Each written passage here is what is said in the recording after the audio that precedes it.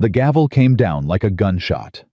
Margaret Flynn's hands shook as strange men circled her like wolves, their eyes stripping away what little dignity she had left. Her baby whimpered against her chest. This was how her story would end, sold to the highest bidder, a piece of property, to settle a dead man's debts. Then hoofbeats shattered the summer air. A lone rider appeared through the dust, his voice cutting through the crowd like a blade. "I'll take them." Before we begin, hit that subscribe button and stay with us until the very end of this story. Comment below what city you're watching from. I want to see how far Margaret and Miles's journey reaches across the world. The heat pressed down on Redemption Creek like a fist. Margaret Flynn stood on the courthouse steps with William bundled against her chest, 6 months old, and mercifully asleep. She couldn't look at the faces gathered below, couldn't bear to see the hunger in their eyes. "Lot 17, Sheriff Coleman called out. One widow woman able-bodied known to cook and sew. One male infant healthy, to be sold together to satisfy the outstanding debts of the deceased Patrick Flynn, totaling $107. Margaret's throat closed. They wouldn't even say her name, just widow woman, as if Patrick's death had erased every part of her that mattered. "Do I hear $20? A hand shot up. Margaret kept her eyes fixed on the mountains in the distance, those purple peaks that promised freedom she'd never know.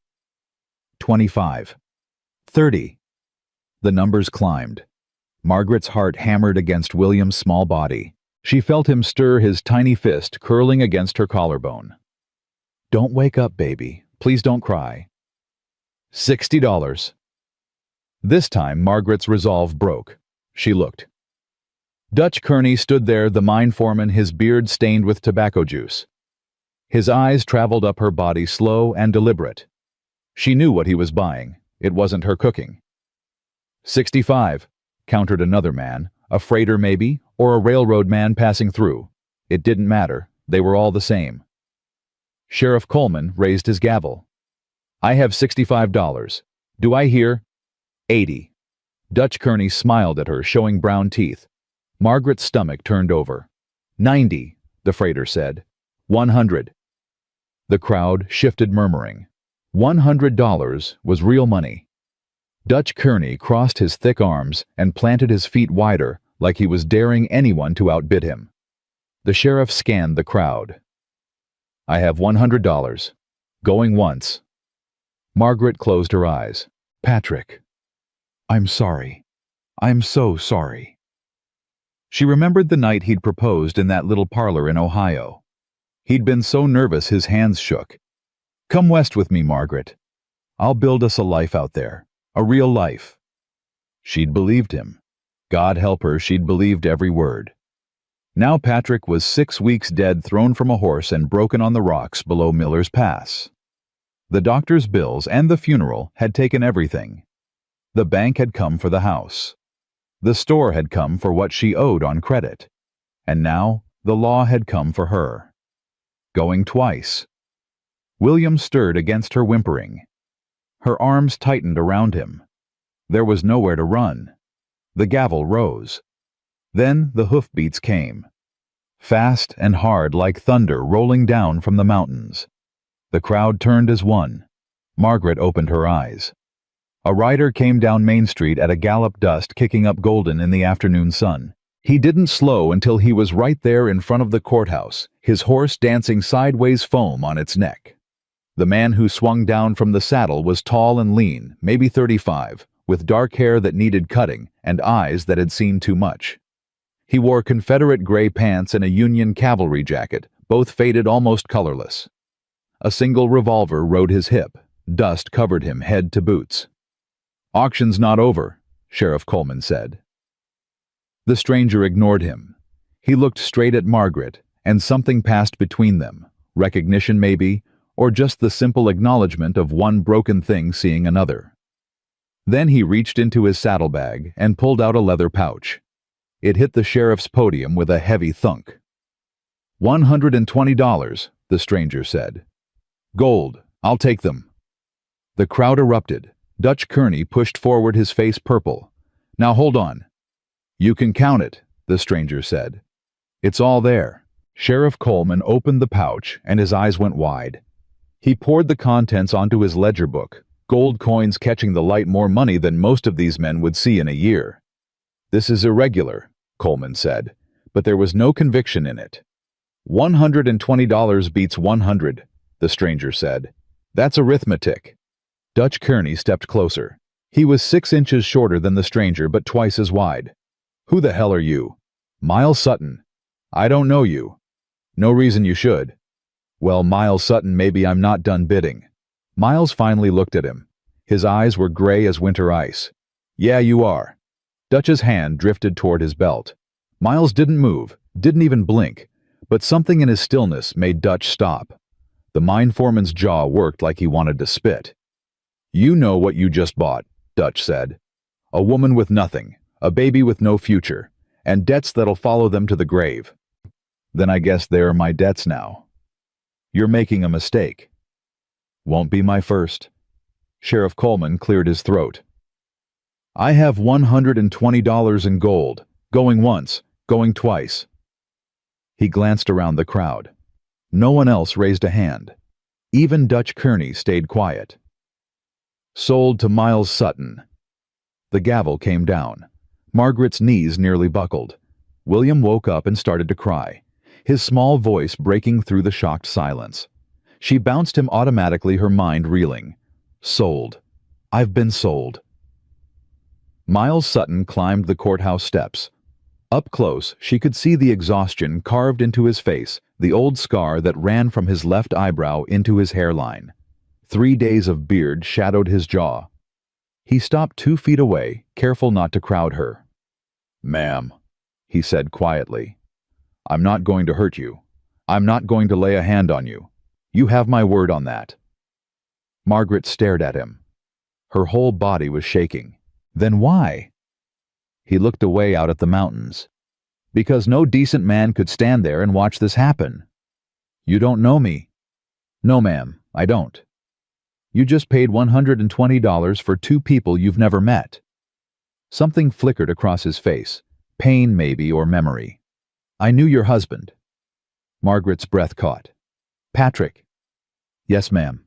Patrick Flynn. We served together. Shiloh Stones River Missionary Ridge." Miles met her eyes again. "He saved my life at Chickamauga. Took a bayonet meant for me. I owed him a debt. Now I mean to pay it." The words hit Margaret like a physical blow. Patrick had never talked much about the war. When he did, his eyes went distant, and his voice got quiet. She'd learned not to ask, but she remembered one night, maybe a year after they married, when he'd woken up screaming. She'd held him while he shook, and he'd whispered, "I killed a boy today, Margaret. Just a boy, no older than 16. She'd never asked which day, which battle. It didn't matter. The war had taken pieces of Patrick and never given them back. "He never mentioned you," Margaret said. "No reason he would. We lost touch after Appomattox." Miles shifted his weight. "I didn't know he'd died until I rode through here 2 days ago. Asked after him at the saloon. They told me about the accident. About the auction." His jaw tightened. "I'm sorry for your loss, Mrs. Flynn." Tears burned Margaret's eyes, but she blinked them back. She wouldn't cry here, not in front of these people. "Come on," Miles said gently.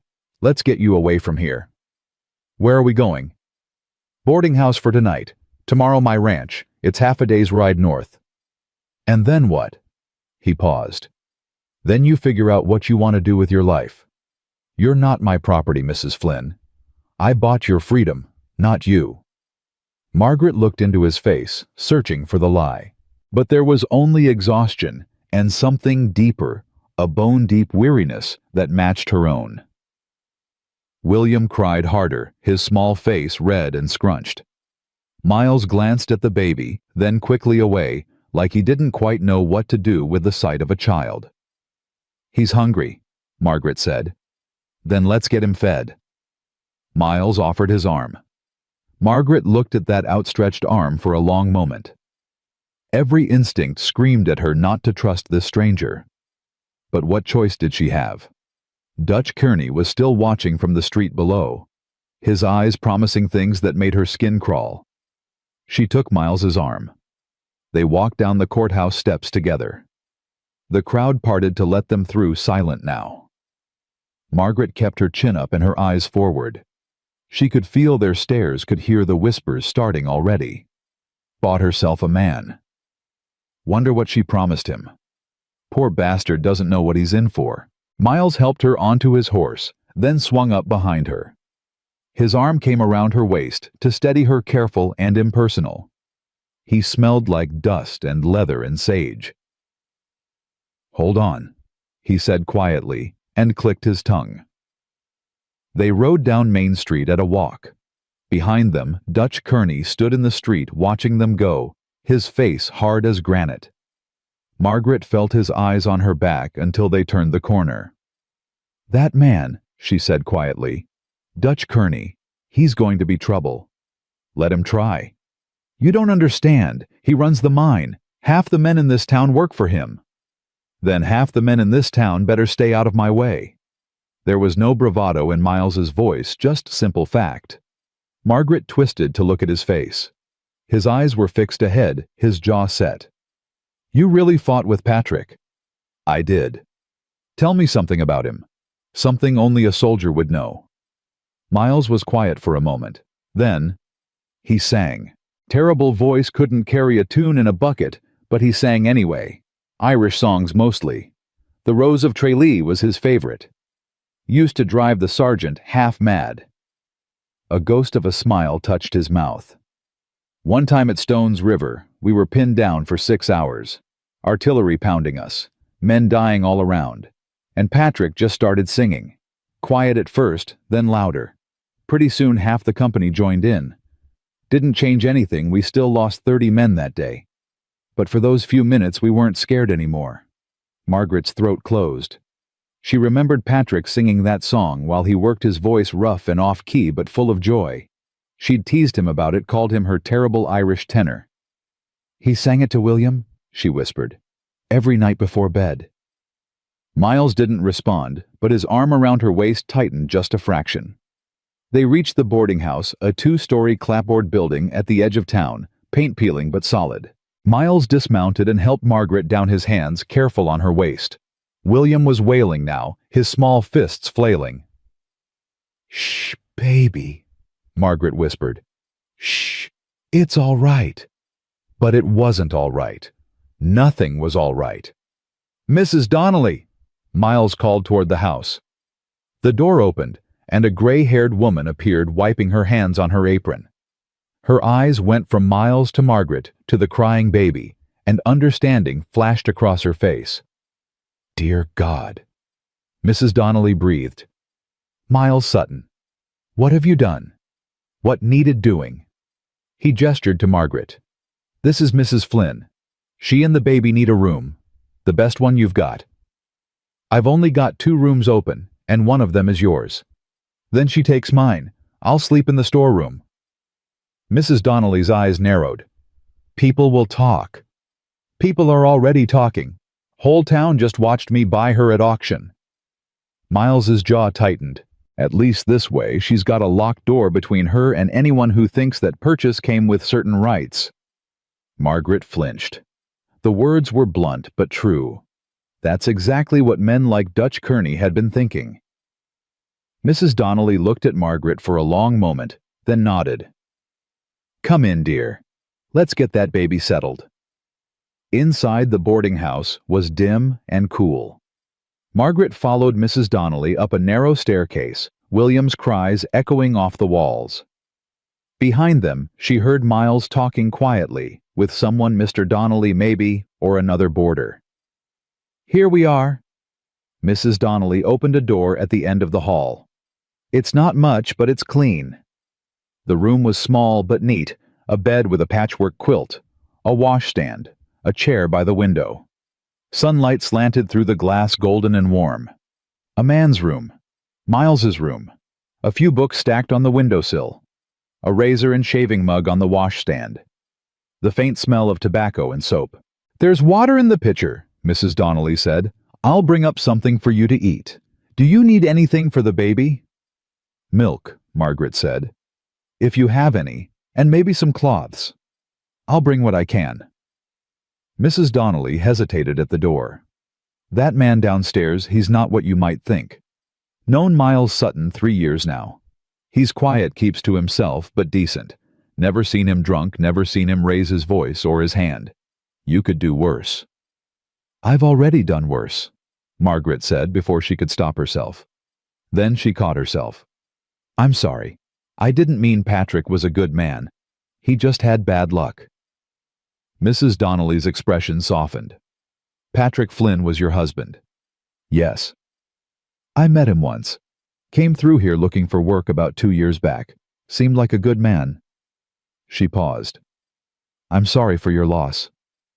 "Thank you. You rest now. I'll be back shortly." When she was gone, Margaret sank onto the bed. William was still crying, his small face crumpled with hunger and distress. She unbuttoned her dress with shaking hands and brought him to her breast. He latched on immediately, his cries cutting off into small gulping sounds. Margaret closed her eyes. The tears she'd been holding back finally came silent and hot. "I was sold today." Sold. The humiliation burned through her, made her stomach churn. She thought of her mother dead these 10 years. What would she say if she could see her daughter now? Sold at auction like livestock, bought by a stranger, nursing her baby in a room that smelled like another man's tobacco. But there was something else too. Something she was almost afraid to acknowledge. Relief. Because Miles Sutton had outbid Dutch Kearney. And whatever happened next, at least she wasn't going back to that mine foreman's shack tonight. At least William was safe in her arms, nursing peacefully, unaware that his whole life had just changed. She thought about Patrick, really thought about him for the first time since the funeral.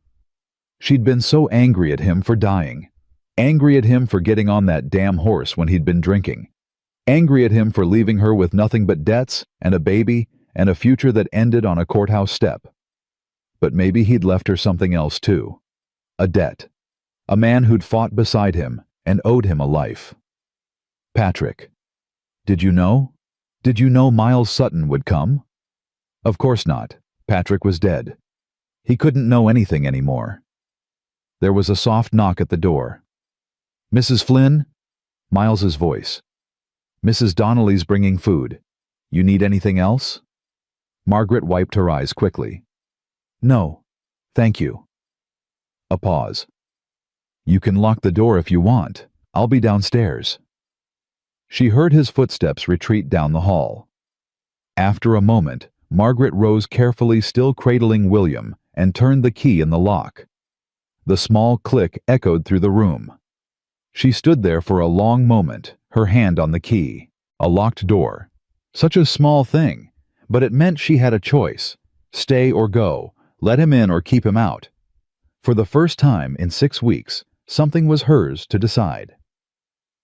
Mrs. Donnelly returned with a tray. Bread, cheese, cold chicken, a cup of milk, and a small bowl of stew that smelled like heaven. Margaret ate mechanically, tasting nothing at first. Then her stomach woke up and reminded her she hadn't eaten since yesterday. She devoured everything on the plate. William fell asleep in her arms, his small mouth slack, a trickle of milk at the corner of his lips. She laid him on the bed and curled around him, one arm draped protectively across his small body. Outside, the sun sank lower. Through the window, Margaret could hear the sounds of Redemption Creek settling into evening horses, neighing men's voices from the saloon, a dog barking somewhere. The same sounds as any other night. But everything was different now. She thought about Miles Sutton's face when he'd told her about Patrick singing, the way his voice had gone soft, almost tender. The ghost of a smile. He'd been telling the truth. She knew it in her bones. Which meant Patrick really had saved his life. Which meant Miles really did owe him a debt. Which meant what? That she could trust him, that he'd really bought her freedom, and nothing else Margaret didn't know. Couldn't know. Not yet. But she thought about the way he'd moved when Dutch Kearney challenged him. That stillness. That absolute certainty. Miles Sutton had killed before. She was sure of it. The war had marked him the same way it had marked Patrick. Maybe that was why Patrick had never mentioned him. Some things were too dark to bring home. Night fell. Margaret dozed fitfully, waking every time William stirred. Each time she woke, she half expected to hear footsteps in the hall. A knock at the door. A voice demanding entry. But there was nothing, just silence, and the sound of her baby breathing. Sometime past midnight, she woke to voices downstairs. Male voices, low and angry. She crept to the door and pressed her ear against it. "Don't care what you paid." That was Dutch Kearney's voice. "She's trouble. That baby's trouble. You're making a mistake." "Then it's my mistake to make." Miles calm and unmoved. "I'm warning you, Sutton. I've got friends in this town." "That's nice for you. You think you can just ride in here and—" "I think you need to leave. Now." A long pause. Then Dutch's voice, low and venomous. "This isn't over." "Yes, it is." Footsteps. The front door slamming. Then silence. Margaret's heart hammered against her ribs. She backed away from the door and climbed back into bed, pulling William close. Her hands were shaking. He came here. He followed us here. But Miles had sent him away, and Dutch had gone. For now. Margaret didn't sleep the rest of the night. She lay in the dark, listening to William breathe and thinking about tomorrow. About the ranch half a day's ride north. About what Miles Sutton expected from her. About what she would do if those expectations turned out to be different from his promises. She thought about Patrick's old hunting knife, still tucked in her bundle of belongings. She'd brought it from the house, one of the few things they'd let her keep. It wasn't much, but it was sharp. And if she had to use it, she would. When dawnlight finally crept through the window, Margaret rose stiffly. William was awake, gurgling softly and looking at the ceiling with wide, curious eyes. She changed his cloth and nursed him again, then washed her face in the basin. The woman who looked back at her from the small mirror over the washstand was a stranger. Pale, hollow-eyed, with hair that needed washing and a dress that had seen better days. 24 years old, but looking 10 years older. "This is who you are now," she told her reflection. "This is what's left." There was a knock at the door. Margaret jumped. "Mrs. Flynn," Mrs. Donnelly's voice. "I've brought breakfast, and there's hot water for washing if you want it." Margaret unlocked the door. Mrs. Donnelly came in with another tray and a steaming pitcher. "How did you sleep, dear?" "Fine." Margaret lied. Mrs. Donnelly's eyes said she didn't believe it. "Miles says you'll be leaving this morning, heading to his ranch." "Yes. It's a good property. Remote but good. He runs cattle mostly. Has a Chinaman who cooks for him, fellow named Chen. Good man. Keeps the place clean." She paused. "You'll be safe there." "How do you know?" Mrs. Donnelly smiled sadly. "Because Miles Sutton is the kind of man who means what he says, and if he says you're under his protection, then you are. Dutch Kearney could bring 20 men, and it wouldn't matter. Miles would stand in front of that door and not one of them would get through." "You sound very sure." "I am sure. I've seen him do it." Margaret stared at her. "What do you mean?" Mrs. Donnelly set down the tray. 2 years ago there was a girl here. Chinese girl, maybe 15. She'd run away from a brothel in Virginia City. The owner came looking for her. Brought 4 men with him. Said she was his property, showed papers and everything. Miles was boarding here then, too. He stood on that porch and told them no. Told them she was under this roof and they weren't taking her." She paused. "They tried anyway. Miles put 3 of them in the dirt before they gave up. Sheriff wouldn't do anything, said it was a property dispute, but Miles stood his ground. That girl lives in Sacramento now, works in a laundry, safe." Margaret's throat was tight. "What happened to the brothel owner?" "He left town, never came back." Mrs. Donnelly met her eyes. "Miles Sutton doesn't start fights, but he finishes them." After Mrs. Donnelly left, Margaret ate slowly, thinking. William played with his toes, oblivious to the weight pressing down on his mother's shoulders. A man who finishes fights. She didn't know if that made her feel safer or more afraid. By the time she'd finished eating and gotten herself and William ready, the sun was well up. Margaret gathered her few belongings: a bundle of clothes, Patrick's knife, a small Bible that had been her mother's. Everything she owned in the world fit in a canvas sack. She took a last look around the room. Miles's room. A stranger's room that had been her sanctuary for one night. Thank you, she thought, though she didn't know who she was thanking. Miles. Mrs. Donnelly. God. Patrick's ghost. Maybe all of them. She unlocked the door and stepped into the hall. Miles was waiting at the bottom of the stairs. He'd shaved and changed his shirt, though the exhaustion still carved lines around his eyes. His horse was saddled and waiting outside, along with a second horse, a gentle-looking mare with kind eyes. "That's Rosie," Miles said when he saw Margaret looking. "She's yours for the ride. Good temperament won't spook easy." "I can ride," Margaret said, then immediately felt foolish. Of course she could ride. Every woman west of the Mississippi could ride. Didn't doubt it. Miles glanced at William. "How's the little one?" "He's fine." "Good."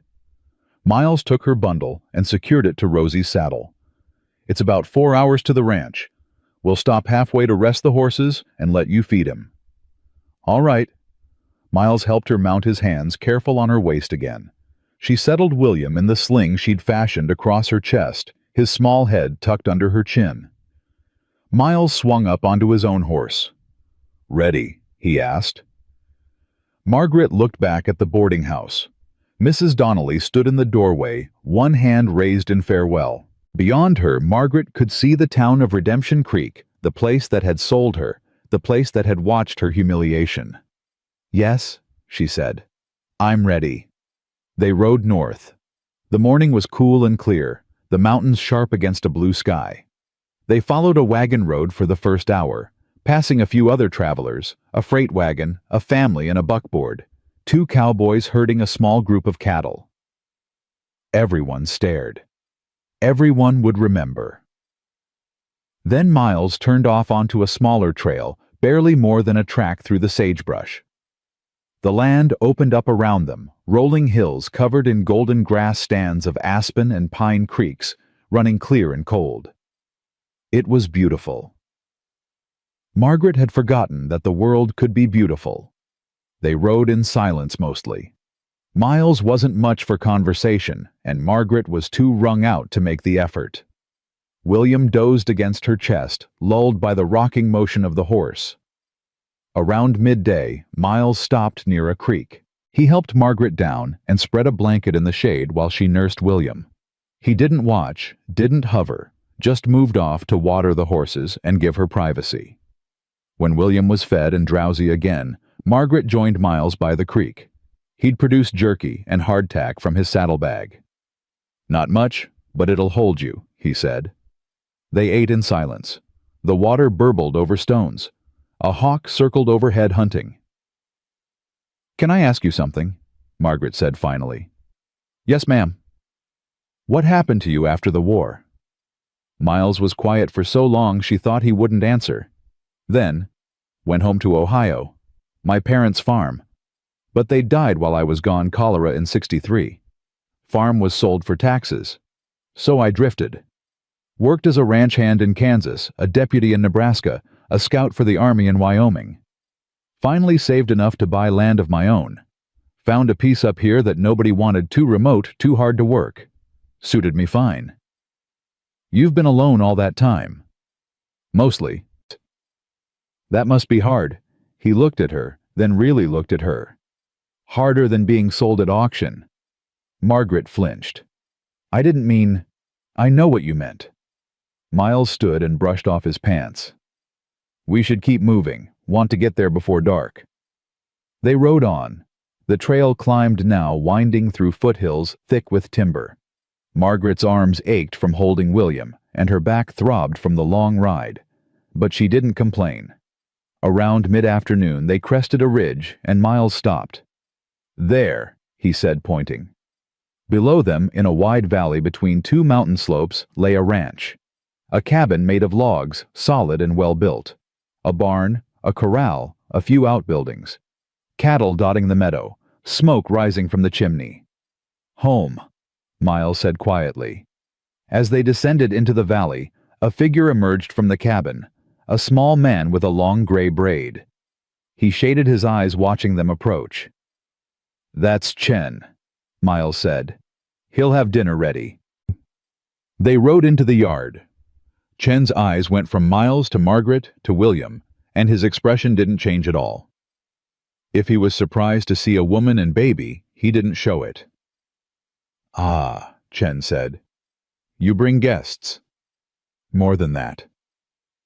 Miles dismounted and helped Margaret down.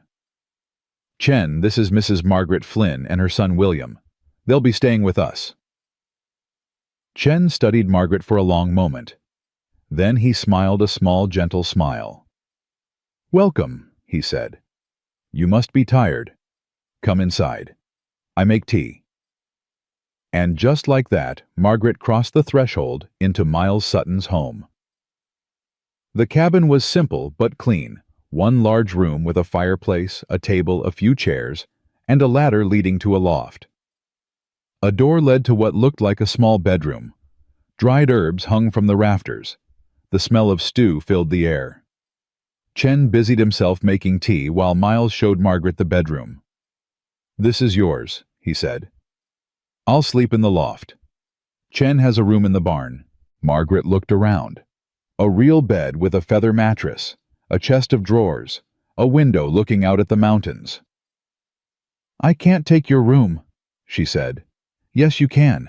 I don't use it much anyway." Miles set her bundle on the chest. "Rest if you need to. Dinner in an hour." He left, closing the door behind him. Margaret sank onto the bed, William still clutched to her chest. Through the door she heard Miles and Chen talking in low voices. She was here, in a stranger's house, in the middle of nowhere. And for the first time in weeks, she felt something that might have been hope.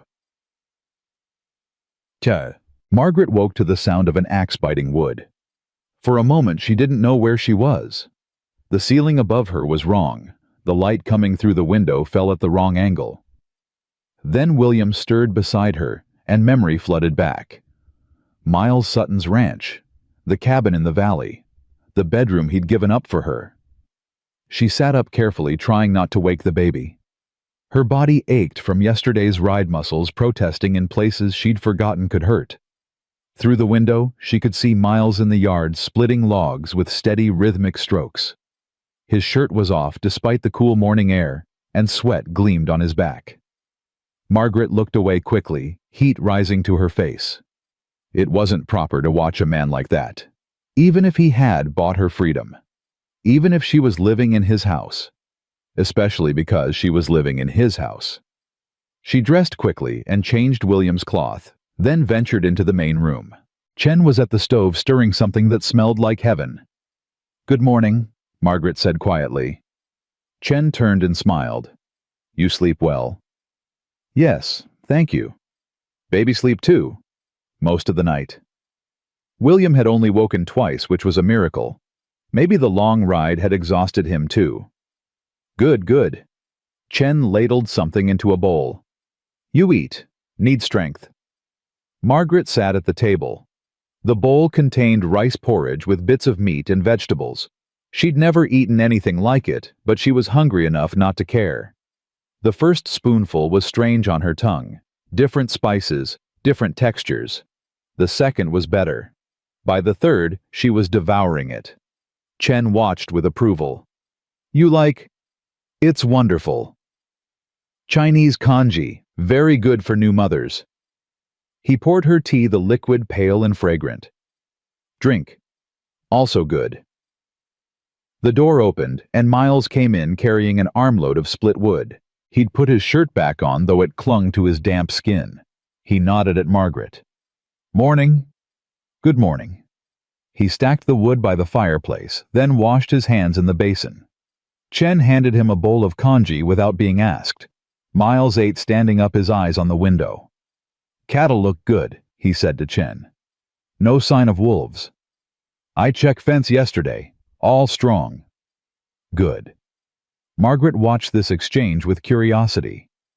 They talked like old friends, comfortable in their silence as much as their words.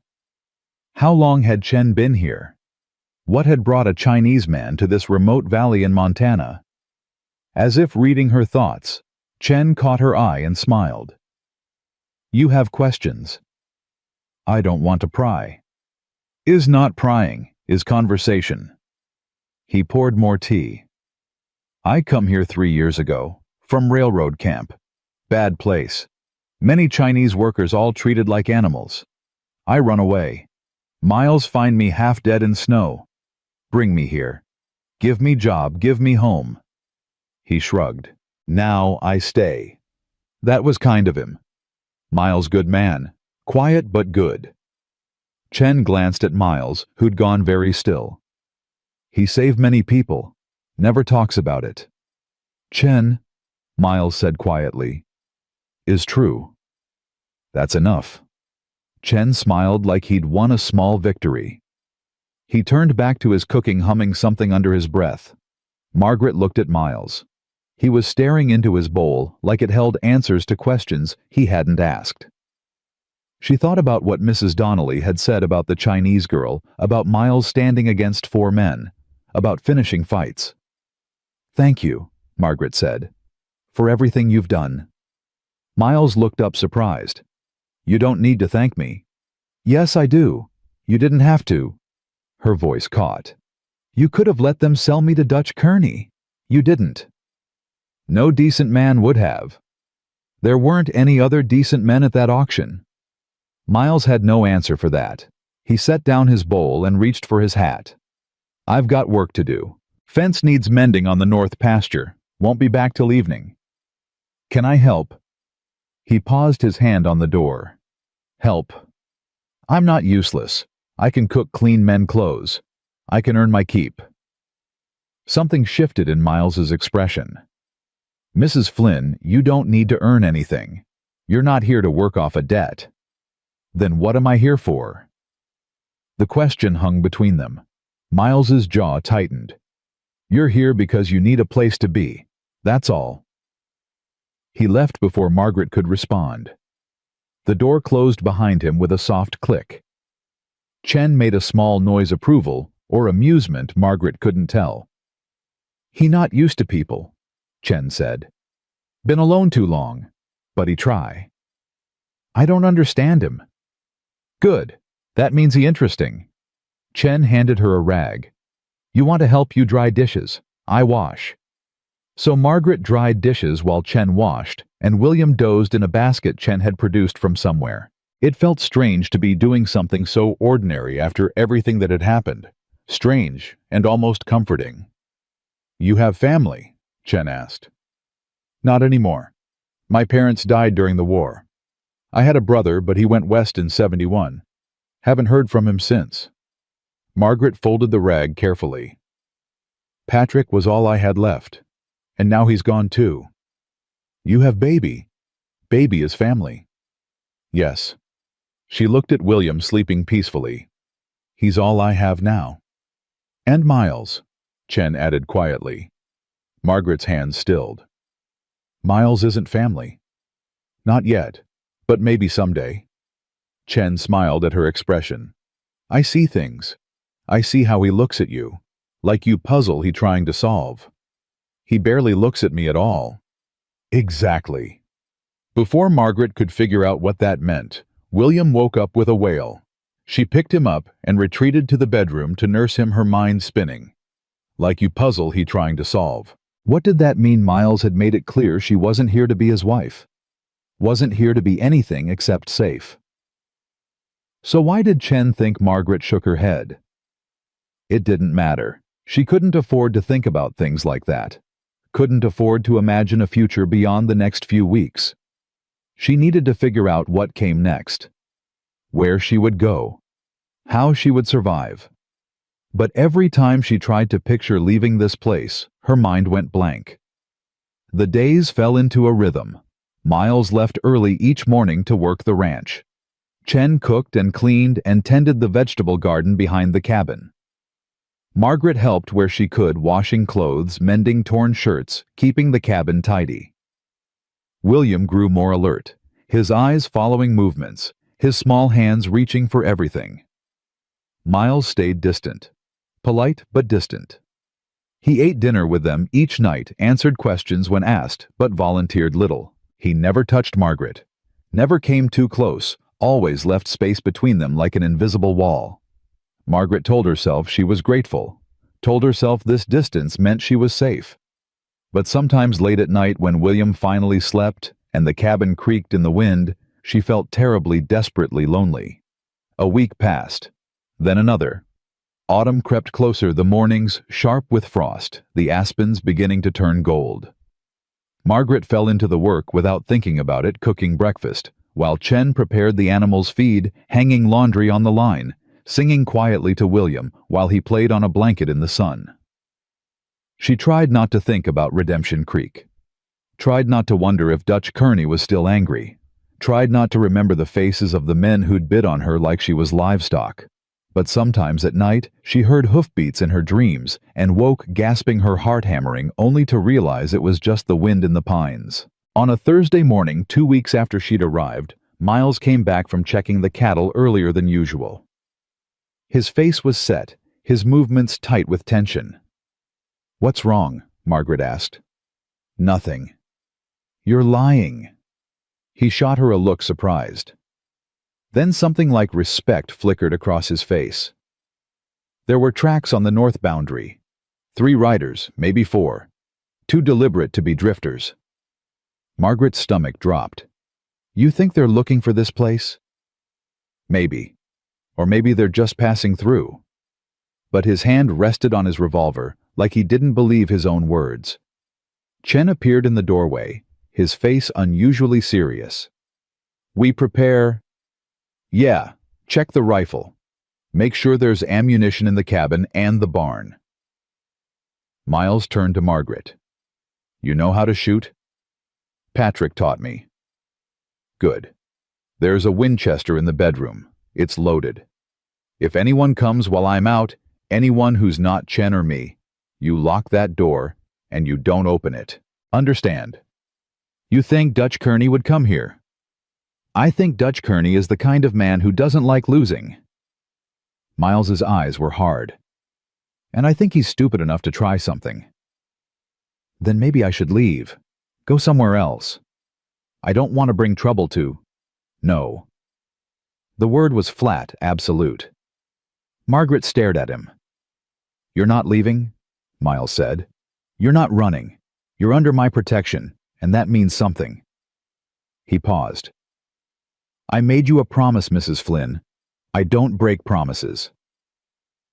Something in his voice made Margaret's throat tight. She nodded, not trusting herself to speak. Miles left again, this time with a rifle across his saddle. Margaret watched him ride toward the northern hills, her stomach churning with worry. "He be fine," Chen said quietly beside her. "Miles very good at staying alive." "How do you know?" "Because men like Miles, men who survive wars, they learn to see danger coming." Chen touched her arm gently. "He keep you safe. He keep all of us safe." Margaret wanted to believe him, but she'd heard the certainty in Miles's voice when he'd said Dutch Kearney would try something, and she knew in her bones that this quiet peace couldn't last. That night, Miles didn't come back for dinner. Margaret paced the cabin, William fussing in her arms, while Chen pretended not to notice her anxiety. She kept glancing at the Winchester propped in the corner of the bedroom, its presence both reassuring and terrifying. The sun set. Shadows crept across the valley. Still no sign of Miles. "He fine," Chen said again, but even he sounded less certain now. Margaret put William to bed and sat by the window watching the darkness.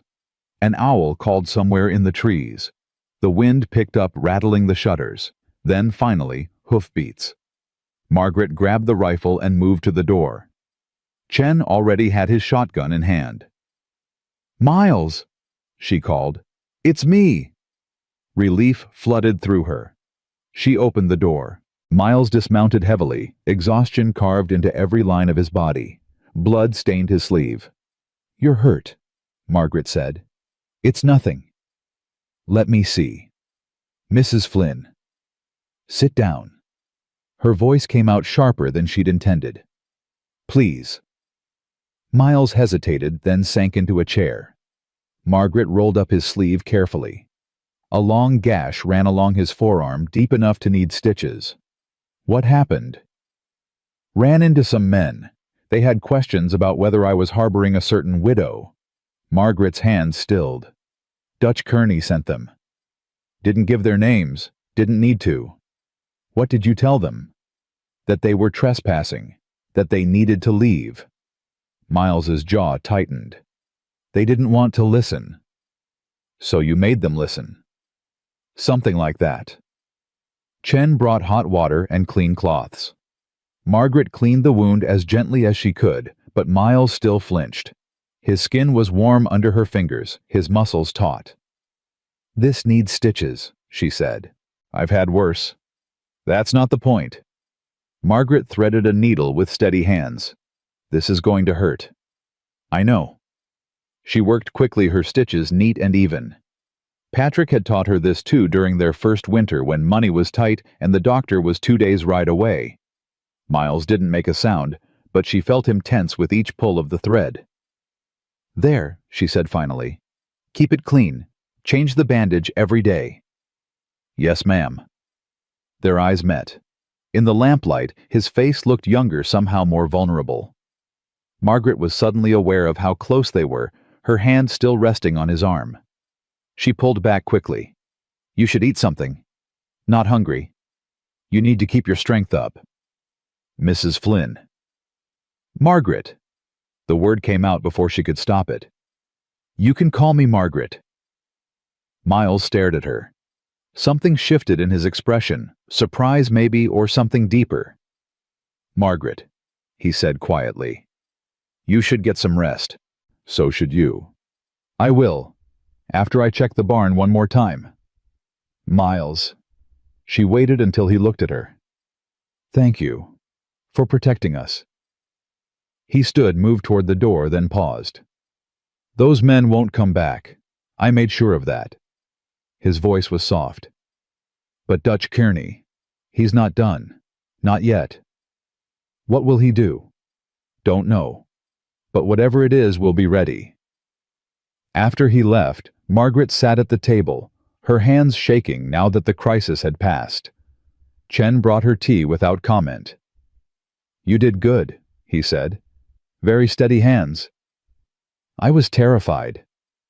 "Brave and terrified look same from outside." Chen smiled. "Miles, see how brave you are. Is good." Margaret didn't know what to say to that.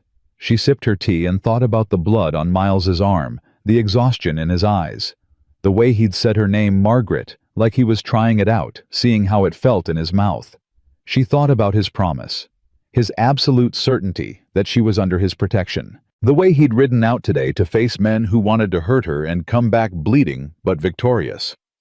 "I don't break promises." Margaret believed him, and that belief was the most dangerous thing of all.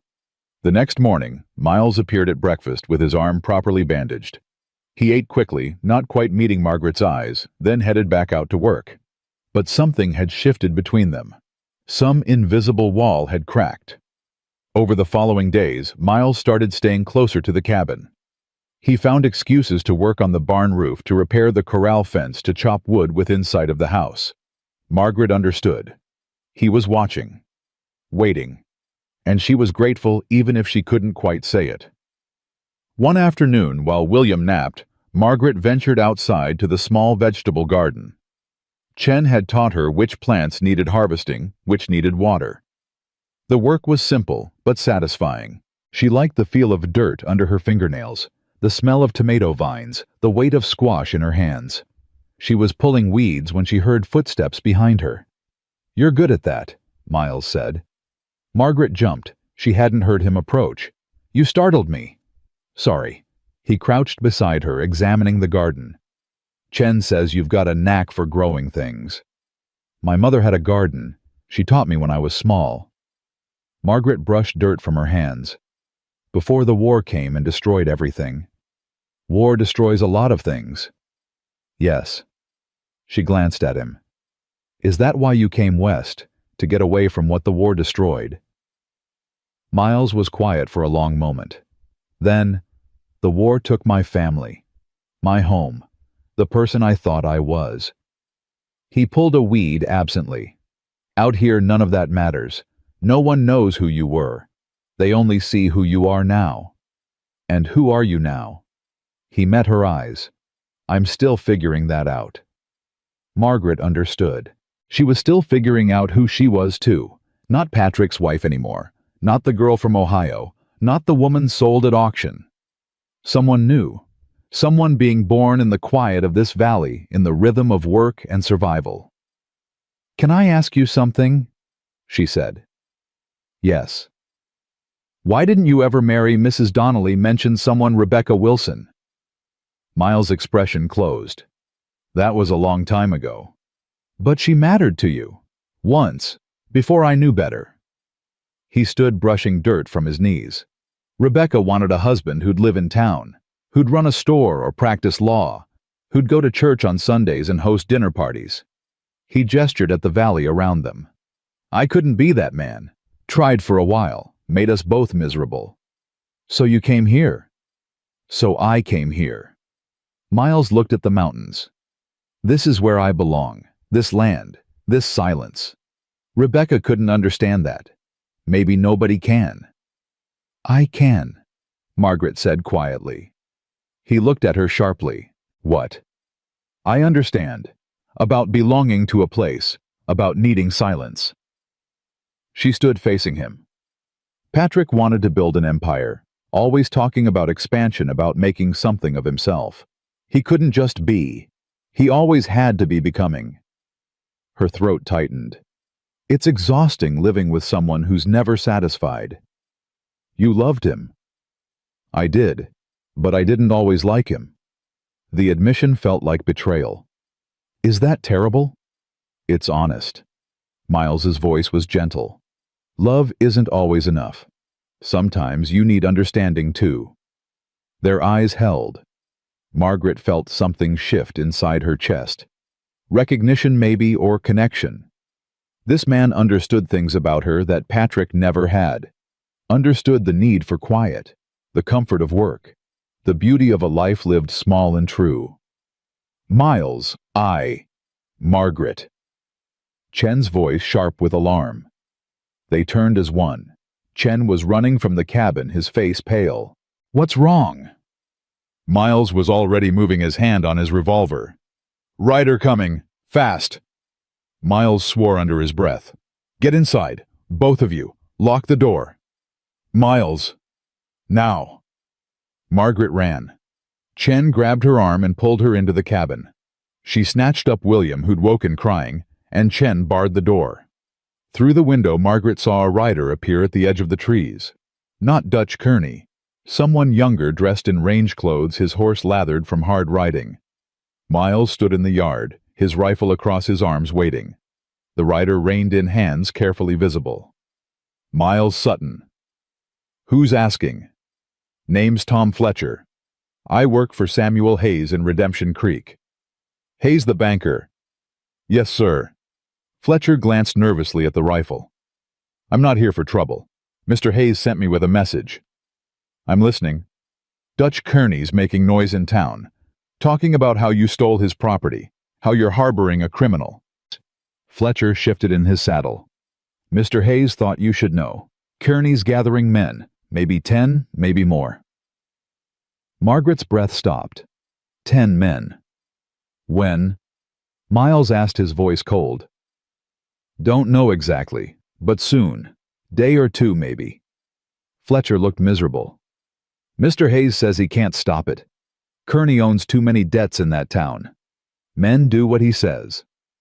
Why is Hayes telling me this? Because he's a decent man who doesn't like seeing people hurt for no reason. Fletcher gathered his reins. That's all I know. Mr. Hayes said to tell you." He paused. "He said you should consider sending the woman away. Somewhere Kearney can't find her. That it's the only way this ends without blood." "You go back and tell Hayes I appreciate the warning," Miles said, "but the woman stays.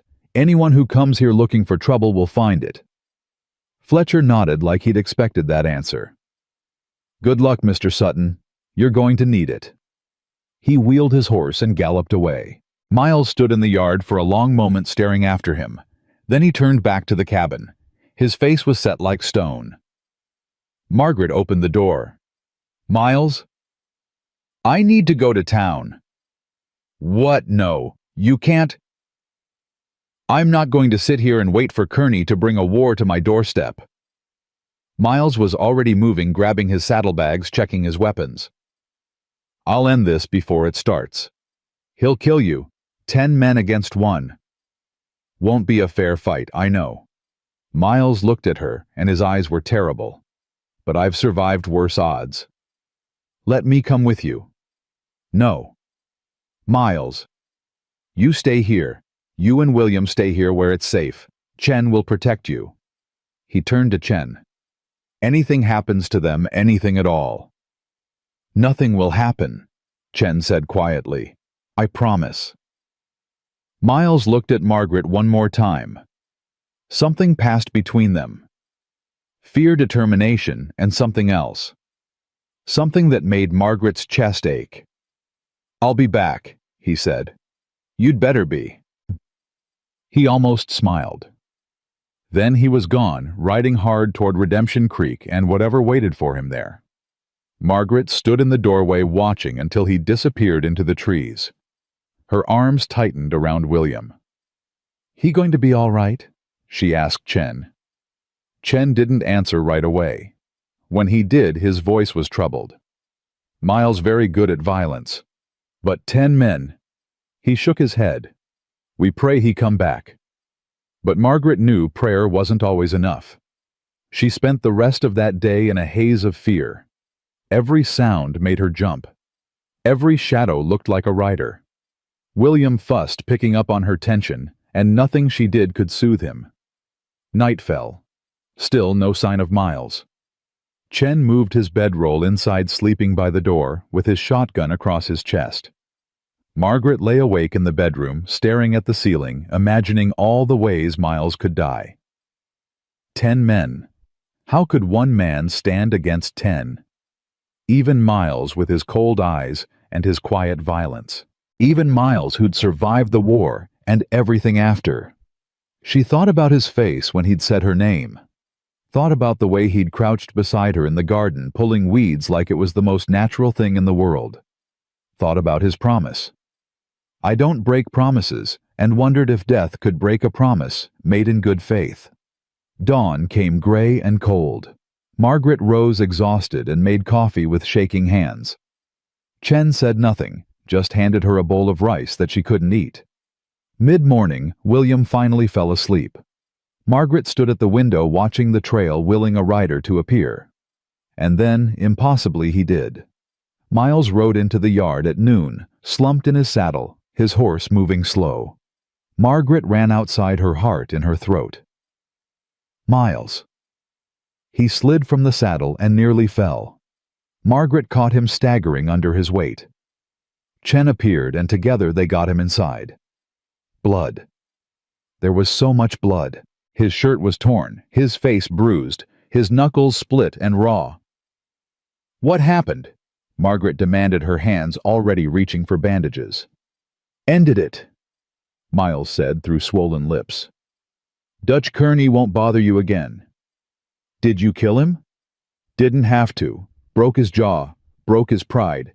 He'll think twice before—" Miles winced as Margaret pressed cloth to a gash on his ribs. "He'll think twice." "And the other men?" "Scattered when they saw what happened to their boss." Miles closed his eyes. "It's over, Margaret. It's over." She wanted to believe him, wanted to feel relief, but all she felt was terror at how close she'd come to losing him. "You're an idiot," she whispered, tears streaming down her face. A stupid, reckless idiot. Probably. You could have died. But I didn't. Miles opened his eyes and looked at her. Really looked at her. I came back. Like I promised. Margaret couldn't speak. She just bent over his wounds and started cleaning them. Her hands shaking. Her vision blurred with tears she couldn't stop. And Miles let her. Let her touch him, care for him, piece him back together. Let her see him broken and vulnerable and human. When she'd finished bandaging him, when Chen had helped him to his loft, when William was nursing peacefully and the cabin had fallen quiet, Margaret finally let herself break. She went outside and sank onto the porch steps and cried. For Patrick. For herself. For Miles and his bleeding knuckles and his stupid bravery. For everything she'd lost and everything she was terrified of losing. She cried until she had nothing left. Then she dried her eyes, stood up, and went back inside. Because Miles Sutton had kept his promise. And somehow, without meaning to, she'd started to believe in promises again. Miles spent 3 days recovering in the loft, moving like an old man when he finally came down. His face was mottled purple and yellow, his ribs wrapped tight, but his eyes were clear. Margaret watched him descend the ladder with her heart in her throat, ready to catch him if he fell. "I'm fine," he said before she could ask. "You're not fine. You can barely move." "I can move enough." He made it to the table and sat heavily. Chen appeared with tea, and Miles took it without argument, which told Margaret more about his condition than any words could. "You need to rest," she said. "Cattle don't care if I'm hurt. Chen can handle the cattle for a few more days. Margaret, don't argue with me." She set a bowl of stew in front of him, harder than necessary. "You nearly died. The least you can do is heal properly." Miles looked at her for a long moment. Then something like amusement flickered across his battered face. "Yes, ma'am." She turned away before he could see her flush. She wasn't sure when she'd started giving him orders. Wasn't sure when he'd started listening. But something had changed between them on that porch 3 days ago, when she'd cried for him, when she'd realized how much it would destroy her if he didn't come back. That terrified her more than Dutch Kearney ever had. Over the next week, Miles healed slowly. Margaret changed his bandages morning and night, her fingers gentle on his bruised skin. He never complained, never flinched away from her touch, just watched her with those gray eyes while she worked like he was trying to memorize something. "You're good at this," he said one evening while she rewrapped his ribs. "I've had practice. Patrick was always getting hurt." Margaret's hands stilled. "He was reckless. Like you." "I'm not reckless." "You rode into town to face 10 men alone. That's the definition of reckless." "What would you have had me do? Wait for them to come here, put you and William in danger. I would have had you stay alive." The words came out sharper than she intended. "What good is your protection if you're dead?" Miles caught her wrist, stopping her movements. His grip was gentle but firm. "I'm not dead." "You could have been." "But I'm not." He was close enough that she could see the green flecks in his gray eyes, close enough that she could feel the heat of his skin through the bandages. "I'm right here." Margaret pulled away, her heart hammering. "You should rest." "Margaret, please." She couldn't look at him. "Just rest." She retreated to the bedroom and closed the door, pressing her back against it. Her hands were shaking. What was wrong with her? She'd been married. She'd loved Patrick. She knew what attraction felt like. But this was different. This was dangerous. Because Miles Sutton was a good man, and she was living in his house, and she couldn't afford to confuse gratitude with something else. Couldn't afford to imagine a future that didn't exist. Patrick had been dead barely 2 months. 2 months. What kind of woman felt this way so soon? A desperate one, her mind whispered. A lonely one. William whimpered from his basket, and Margaret picked him up, grateful for the distraction. She nursed him and sang softly, trying not to think about the man in the other room. trying not to remember the feel of his skin under her fingers, the way he'd said her name. But that night, lying in Miles's bed, she couldn't escape him. The room smelled like him leather and sage, and something else, something uniquely his. His books were on the shelf, his clothes in the chest, his whole life contained in this small space, and she was sleeping in the middle of it. She thought about Rebecca Wilson, the woman who'd wanted Miles to live in town, the woman who'd wanted him to be someone he wasn't. Margaret understood why he'd left. Some people weren't meant for parlors and dinner parties. Some people needed sky and silence and the freedom to be alone. But being alone was different from being lonely. And Miles was the loneliest man she'd ever met. "So are you?" her mind whispered. Margaret closed her eyes and willed herself to sleep. The next morning brought the first real snow of the season. Margaret woke to find the world transformed, everything soft and white and hushed. William was fascinated by the flakes drifting past the window, his small hands reaching for something he couldn't touch. "First snow," Chen said, appearing beside her. "Winter come early this year." "Is that bad?" "Depend. If we have enough food, enough wood, we be fine. If not," he shrugged, "we be cold and hungry." "Do we have enough?" "We see." But his expression was troubled. Miles came down the ladder, moving better today, though he still favored his ribs. He looked out the window, and his jaw tightened. "I need to check the herd, make sure they're not scattered." "You're not healed enough to—" "I'm healed enough." He pulled on his coat. "Chen, you come with me. We'll bring them closer to the barn." "I help too," Chen said. Miles glanced at Margaret. "You'll be all right here." "We'll be fine." "Lock the door. Don't open it for anyone but Chen or me." "I know." He hesitated like he wanted to say something else. Then he was gone, the door closing behind him with a gust of cold air. Margaret spent the day restless. She cleaned things that were already clean.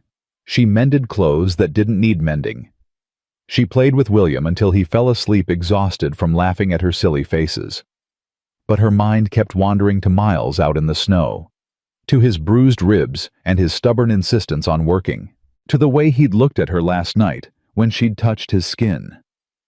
Stop it, she told herself. Just stop. But she couldn't. Miles and Chen returned at dusk, covered in snow, their faces red from cold. They'd brought the cattle down from the high pasture, Miles reported. Everything was secure for the winter. Margaret made a stew thick with vegetables and dumplings, something her mother used to make on cold nights. Miles ate 2 bowls and Chen 3. When they were finished, Chen retired to the barn and Margaret began washing dishes. Miles stayed at the table staring into his coffee cup like it held answers. "You should rest," Margaret said without turning around. "I'm tired of resting." "Your body needs time to heal." "My body's fine." He paused. "Margaret, can I ask you something?" Her hands stilled in the dishwater. "Yes." "Why did you marry Patrick?" The question surprised her. She dried her hands, slowly thinking. "I was 18. My parents had just died. Patrick was kind to me. He promised me a future when I had none." She turned to face him. "I thought that was love. But it wasn't. It was something. Gratitude, maybe. Security. Patrick was a good man, but we were never—" She searched for the right word. "We were never truly matched. We wanted different things, dreamed different dreams." "Do you regret it?" Margaret looked at William asleep in his basket. "I can't regret something that gave me my son, but would I make the same choice again?" She shook her head. "I don't know. Maybe not." Miles was quiet for a long time. Then, "I was engaged once, before Rebecca, during the war." Margaret's breath caught. She hadn't known. "Her name was Sarah. I met her in Tennessee. She was a nurse in the hospital where they took me after Shiloh." Miles's voice was distant, like he was speaking from somewhere far away. "She was beautiful, kind, everything good in a world that had forgotten goodness." "What happened?" I went back to the front, promised I'd return for her after the war. His jaw tightened. She died of typhoid 3 months later. I didn't find out until Appomattox. Miles, I'm so sorry. It was a long time ago. That doesn't make it hurt less. He looked at her, then really looked at her. No, it doesn't. The moment stretched between them, heavy with things unsaid. Margaret wanted to go to him, wanted to touch his face, smooth away the pain carved into his features, wanted to tell him she understood that kind of loss, that kind of regret. But she stayed where she was, her hands gripping the edge of the basin. Why are you telling me this? She asked quietly. Because I want you to understand. I'm not good at this, at people at talking. Rebecca was right about that. I've been alone so long I've forgotten how to be anything else. He stood, moved closer. But you and William being here, it's changed something. And I don't know what to do with that. Margaret's heart was hammering. Miles, I'm not asking for anything. I just wanted you to know. He stopped a few feet away, maintaining that careful distance. You're not a burden. You're not charity. He struggled for words. You're the first thing in 15 years that's felt like it might be home. The words hung in the air between them. Margaret couldn't breathe, couldn't think. Say something, Miles said quietly. I don't know what to say. Then don't say anything. Just don't leave. Not yet. I'm not leaving. Promise me. She thought about his other promises, the ones he'd kept even when they'd cost him blood. I promise. Relief flickered across his face. Then he turned away, moving toward the ladder. Good night, Margaret. Good night. She watched him climb to the loft, her mind spinning. Then she retreated to the bedroom and sat on the edge of the bed, shaking.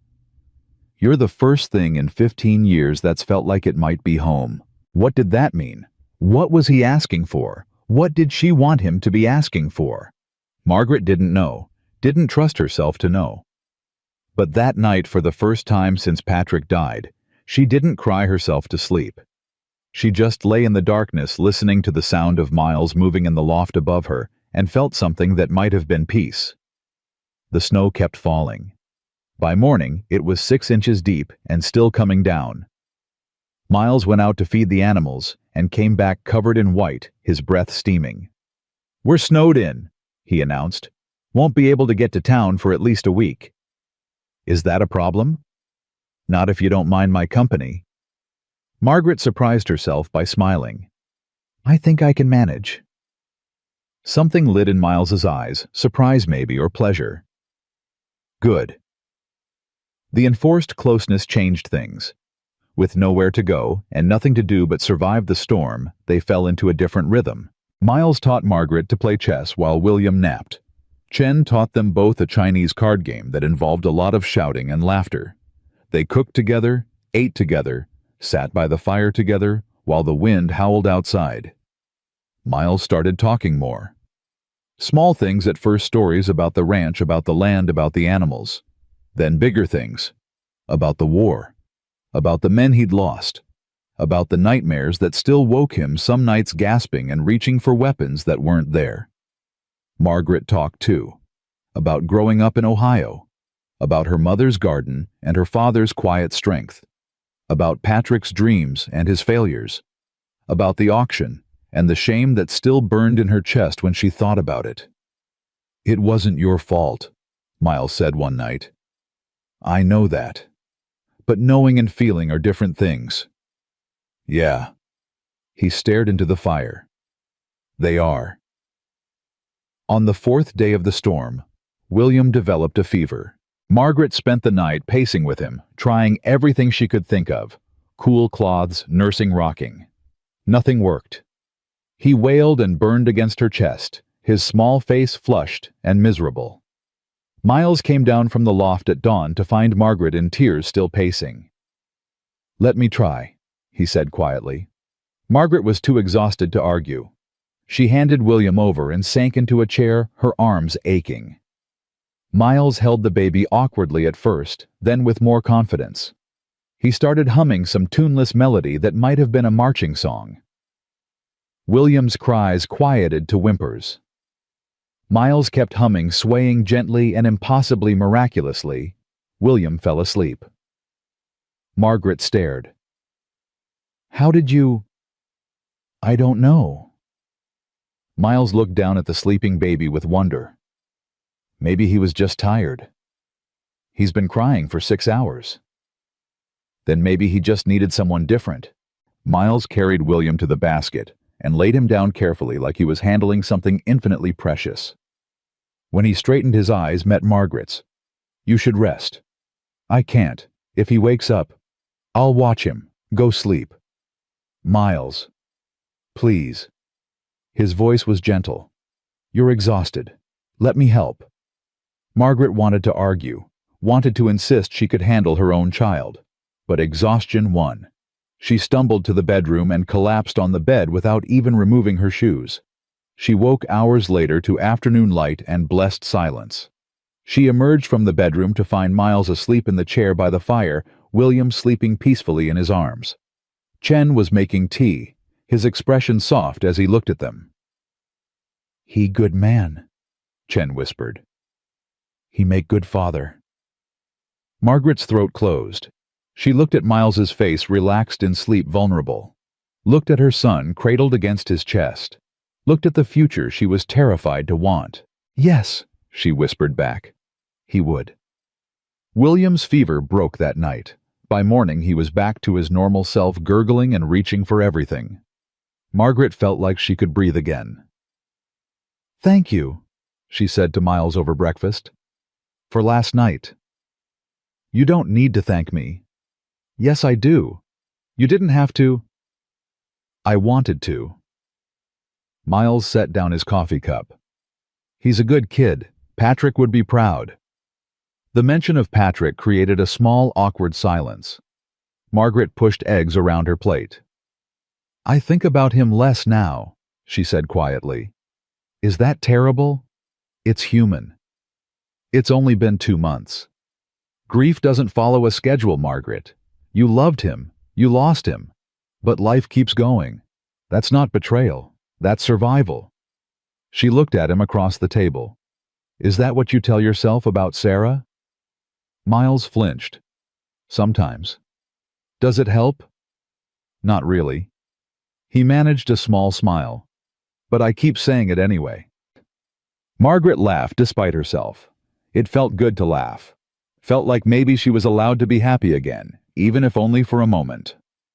The storm finally broke on the 7th day. Margaret woke to brilliant sunshine reflecting off snow, everything diamond bright and achingly beautiful. Miles and Chen dug paths to the barn and the corral. Margaret hung laundry on the line, watching the sheets snap in the cold wind. That night, Miles announced he needed to ride to town. Check on supplies, make sure Dutch Kearney was keeping his distance. "I'm coming with you," Margaret said. "Margaret." "I'm not asking, I'm telling you." She crossed her arms. "I can't hide here forever. I need to face that town eventually. Might as well be now." Miles looked like he wanted to argue. Then he nodded. "All right, but William stays here with Chen." Agreed. The next morning, they left William with Chen and rode toward Redemption Creek. Margaret hadn't been back since the auction. Her stomach churned as the town came into view. "You sure about this?" Miles asked. "No, but I'm doing it anyway." They rode down Main Street at mid-morning. People stopped to stare. Margaret kept her chin up and her eyes forward, refusing to give them the satisfaction of seeing her fear. Miles took her to the general store. Inside, Mrs. Patterson, behind the counter, went pale. "Mrs. Flynn?" she stammered. "I didn't expect—" "Good morning, Mrs. Patterson." Margaret's voice was steady. "I need supplies. Flour, sugar, coffee. And some cloth if you have it. Blue calico if possible." Mrs. Patterson's eyes darted to Miles, then back to Margaret. "Of course. Right away." While she gathered the supplies, other customers filtered in. Margaret felt their eyes on her back, heard their whispers. That's the widow. Sutton bought her. Wonder if she's earning her keep. Margaret's hands clenched. Miles moved closer, his presence a silent warning. The whispers stopped. Mrs. Patterson wrapped the supplies with shaking hands. That'll be $6. Miles paid, and they loaded everything onto the horses. As they prepared to leave, a woman approached. Not Rebecca Wilson, but someone else younger with kind eyes. Mrs. Flynn, I'm Sarah Mitchell. I just wanted to say... She glanced nervously at Miles. What happened to you wasn't right. And what Mr. Sutton did was brave. She pressed something into Margaret's hand. This is for your baby. For William. Margaret looked down. A small carved wooden rattle, beautiful in its simplicity. Thank you, Margaret whispered. Sarah nodded and hurried away. Margaret clutched the rattle, tears stinging her eyes. One kind voice. One person who saw her as human instead of scandal. It was enough. They rode out of town in silence. Halfway home, Miles stopped his horse. You did good back there, he said. I was terrified. I know. You did it anyway. That's courage. Margaret looked at him, at his serious face and his gray eyes and the way he sat his horse like he was born to it. You make me braver than I am. No. I just stand beside you while you remember you were brave all along. Something broke open in Margaret's chest. Before she could think, before she could stop herself, she said, Miles, Wait. He held up a hand. Before you say anything, I need to tell you something. He took a breath. The Founders' Day Festival is in 2 weeks. People from all over come to Redemption Creek. There'll be dancing, music, food. He paused. I'd like to take you, if you want. Margaret stared. You're asking me to a dance. I'm asking if you'd let me court you, properly, the way you deserve. Miles's voice was steady, but his eyes betrayed his nervousness. I know it's soon. I know Patrick just died. And I know I'm not much, just a rancher with a remote piece of land and more silence than conversation. But I care about you, Margaret. About you and William both. And I want... He stopped, struggling for words. I want to see if this thing between us might be real. Margaret couldn't breathe, couldn't think. Her mind was screaming that it was too soon, too fast, too dangerous. But her heart was saying yes. I need time, she whispered. Miles nodded, disappointment flickering across his face. Of course. No, I mean... She urged her horse closer. I mean, I need time to be sure this is what I want. Not because I'm grateful, not because I'm scared, but because it's real. She met his eyes. Because you're real, and this matters too much to rush. Understanding dawned on Miles's face. How much time until the festival? 2 weeks. Margaret managed a shaky smile. If you still want me, then if I still want this, you can take me to that dance. And if you don't, then we'll figure something else out. She paused. But Miles, I think I will. Want it, I mean. I think I already do. The smile that broke across his face was like sunrise. Then I'll wait. They rode home through the snow, and everything felt different. The air was crisper, the mountains more beautiful, the future less terrifying. Margaret didn't know what would happen in 2 weeks. Didn't know if she could really let herself love again so soon. Didn't know if she deserved this second chance at happiness. But she knew Miles Sutton was patient. Knew he would wait for her answer. Knew that whatever happened, he would keep his promises. And that was enough to build hope on. For now, that was enough. The 2 weeks that followed felt like holding her breath underwater. Margaret woke each morning knowing she was moving toward a decision that would change everything. Miles was careful around her, maintaining that respectful distance, but she caught him watching her sometimes with an expression that made her heart stutter. Chen noticed, of course. He noticed everything. You very quiet, he said one afternoon while they prepared vegetables. You thinking too much. I have a lot to think about. You think about Miles. It wasn't a question. Margaret's hands stilled on the knife. Is it that obvious? To me, yes. To Miles, maybe not. He not good at seeing what right in front of him. Chen smiled. He asked you to festival. How did you? I hear things. Cabin not that big. Chen's expression turned serious. You afraid? Terrified. Of Miles. No, of myself. Of wanting something I'm not sure I should want. Margaret set down the knife. Patrick's only been dead 2 months. What kind of woman moves on so quickly? The kind who's still alive, Chen said simply. The kind who allowed to be happy. It feels like betrayal. You know what betrayal is. Betrayal is giving up on life because death came too soon. Patrick would want you happy. He was soldier. Soldiers know life too short to waste. Margaret's eyes burned. You didn't know Patrick. No, but I know Miles, and Miles loved Patrick like brother. You think Miles betray his memory? Never. Chen touched her hand gently. Miles see you. Really see you.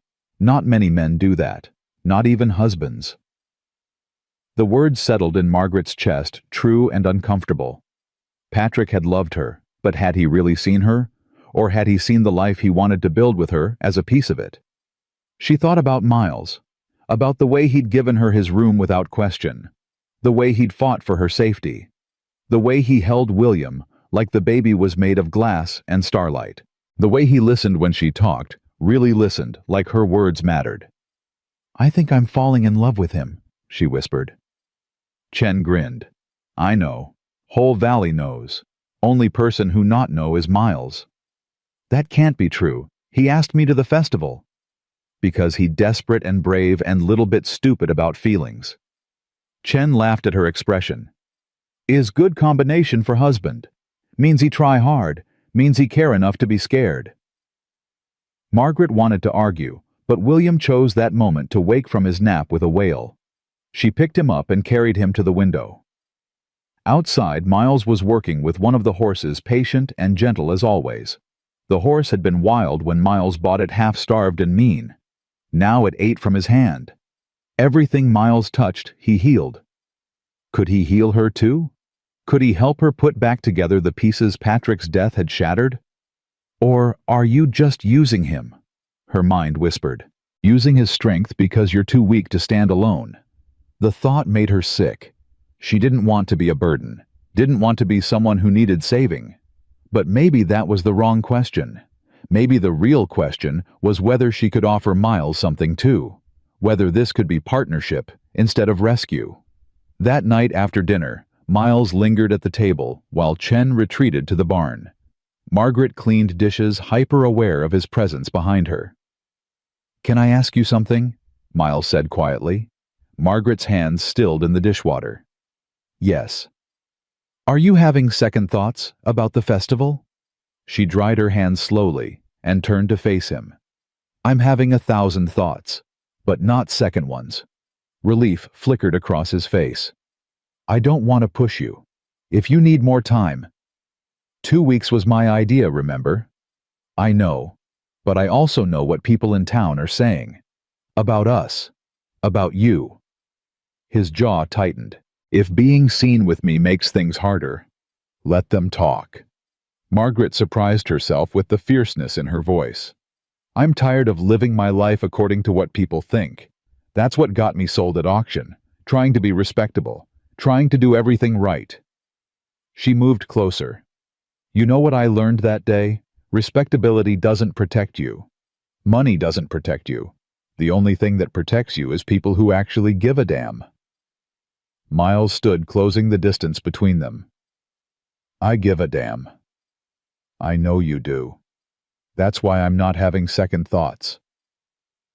Margaret's heart hammered against her ribs. But I'm scared, Miles. Scared of wanting this too much. Scared of what it means. Scared that I'm betraying Patrick by feeling this way so soon. You're not betraying anyone. How can you be sure? Because I know what betrayal looks like. I've done it. I've seen it. This, he gestured between them. This is just two people trying not to be alone anymore. There's no betrayal in that, just survival. Margaret's throat was tight. Is that what this is to you, survival? Miles was quiet for a long moment. When he spoke, his voice was rough. No. It stopped being just survival the day you stitched up my arm and yelled at me for being reckless. It stopped being survival when I heard you singing to William at 3 a.m. When I watched you walk into that store with your head high, even though you were terrified. He paused. This is me wanting to wake up to something besides emptiness. This is me thinking maybe I could be someone's home again. Margaret couldn't breathe. The words hung between them, honest and raw and terrifying. I don't know how to do this, she whispered. How to let someone in again. Neither do I. We'll figure it out together. What if I can't be what you need? Miles reached out slowly, giving her time to pull away, and touched her face. His hand was warm and calloused, and infinitely gentle. Margaret, you already are. She leaned into his touch before she could stop herself. Closed her eyes and let herself feel it, the tenderness, the promise, the possibility of something new growing from the ashes of everything she'd lost. When she opened her eyes, Miles was watching her with an expression that made her chest ache. The festival, she said. I'll go with you. You're sure? No, but I'm going anyway. Miles smiled, then really smiled, and Margaret felt something inside her shift and settle. This was right. Terrifying, but right. I should warn you, Miles said. I'm not much of a dancer. Neither am I. Then we'll be terrible together. Margaret laughed despite herself. That sounds perfect. The days until the festival flew by. Margaret found herself humming while she worked, caught herself smiling at nothing. Chen watched her with knowing eyes, but said nothing. Miles was quieter than usual, almost shy, like he couldn't quite believe she'd said yes. 3 days before the festival, Margaret pulled out the blue calico cloth Miles had bought her in town. She'd been saving it, not sure what to make. Now she knew. She worked late into the nights, sewing by lamplight while William slept. Her fingers remembered her mother's lessons, how to cut on the bias, how to gather fabric, just so, how to make something beautiful from simple materials. Chen discovered her one night and immediately appointed himself assistant. He had an eye for detail that surprised her, catching mistakes before she made them, suggesting adjustments that improved the fit. You learned to sew in railroad camp? Margaret asked. I learned to sew before that. In China, I work for tailor. Very fancy shop. Make clothes for rich men. His expression grew distant. Then my family need money. Brother gets sick. I come to America for work. Send money home. He shrugged. Never make it back. Your family, are they? I don't know. Letters stopped coming 5 years ago. Maybe they alive. Maybe not. Chen's hands were steady on the fabric. I make peace with not knowing, is all I can do. Margaret thought about her own brother disappeared somewhere in California, about all the families the West had broken apart in its promise of something better. I'm sorry, she said. Don't be sorry. Be grateful. You have baby. You have Miles. You have chance for new life. Chen met her eyes. Not everyone gets second chance. You getting one. Don't waste it. The words stayed with her as she finished the dress. Don't waste it. How many people would give anything for another chance at happiness? And here she was being offered exactly that, and half terrified to take it. The morning of the festival, Margaret woke to butterflies in her stomach. She dressed carefully in the blue calico dress, her hands shaking on the buttons. The dress fit perfectly, the color bringing out the blue in her eyes. She looked at herself in the small mirror and barely recognized the woman staring back. Not the widow from the auction. Not Patrick's wife. Someone new. Someone being born. She emerged from the bedroom to find Miles waiting by the door, dressed in clean clothes, his hair still damp from washing. He looked at her and went very still. Margaret, he breathed. You look... It's too much, isn't it? I should have worn something simpler. No. Miles crossed to her in 3 strides. You look beautiful. Absolutely beautiful. Heat rose to her face. Thank you. William chose that moment to spit up on Chen's shoulder. Chen didn't even flinch, just wiped it off with a cloth. You two go, he said, shooing them toward the door. Have fun. Dance. I take care of baby. We be fine. Are you sure? Margaret asked. He's been fussy. I raised 3 sons in China. I know about fussy babies. Chen smiled. Go, enjoy. Come back tomorrow if you want. We manage. Margaret kissed William's forehead, breathing in his baby smell. Be good for Chen. Miles helped her onto the gentle mare, then swung up onto his own horse. They rode toward Redemption Creek in comfortable silence, the autumn sun warm on their shoulders. As they got closer, Margaret's anxiety returned. What if people stare? They will stare. What if they say things? They'll say things. Miles glanced at her. But they'll say them to empty air because we won't be listening. You make it sound simple. It is simple, just not easy. He paused. Margaret, we can turn back right now if you want. I won't be angry. Won't be disappointed. Your comfort matters more than some dance. Margaret thought about it, really thought about it. About going back to the safety of the cabin. About hiding from the whispers and the judgment.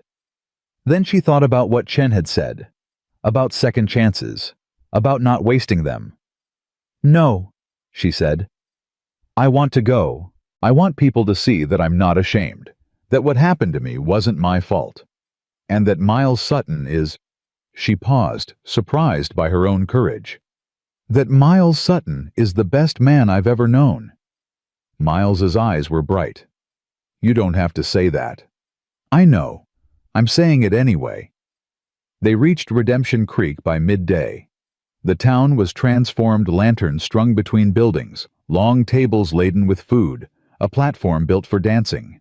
Music drifted through the air, fiddles and guitars and laughter. People turned to stare as they rode in. Margaret felt the weight of their eyes, but kept her head high. Miles dismounted and helped her down, his hands lingering on her waist just a moment longer than necessary. Ready? He asked quietly. No, but let's do it anyway.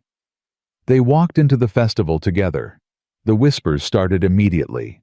Margaret caught fragments. Barely 2 months. Bought her at auction. Scandalous. Then Sarah Mitchell appeared, the young woman who'd given Margaret the rattle. Mrs. Flynn, Mr. Sutton, I'm so glad you came. She linked her arm through Margaret's like they were old friends. Come on, you have to try Mrs. Henderson's apple pie. It's absolutely divine. Just like that, the whispers faded. Sarah's acceptance gave others permission. Soon, they were surrounded by friendly faces. Ranchers Miles knew, women who remembered Margaret from before Patrick died, even some who'd been at the auction and looked ashamed of it now. Not everyone was kind. Dutch Kearney sat at a corner table, his jaw still wired from where Miles had broken it. His eyes followed them with hatred. Rebecca Wilson stood with a group of church ladies, her expression pinched. But for every hard stare there were 2 smiles. For every whisper, there were 3 genuine greetings. Margaret felt something in her chest begin to unfurl. The dancing started as the sun began to set. Miles led her to the platform, his hand warm in hers. The fiddle struck up a waltz, and Miles pulled her closer than was strictly proper, but not quite scandalous. I wasn't lying, he murmured. I'm terrible at this. Then follow my lead. They swayed together, Miles stepping on her toes only twice. Margaret found herself laughing, genuine and free, for the first time in months. Around them, other couples danced. Above them, lanterns swayed in the breeze. And in Miles's arms, Margaret felt something she'd thought was gone forever. She felt hope. Margaret, Miles said quietly, I need to tell you something. Her heart stuttered. What? I love you.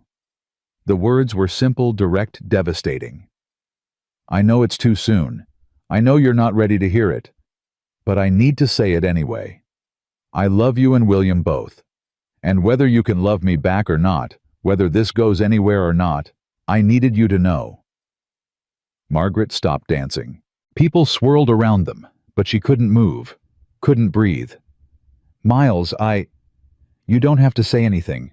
I'm not asking for anything. Just wanted you to know where I stand. No. Margaret's hands tightened on his shoulders.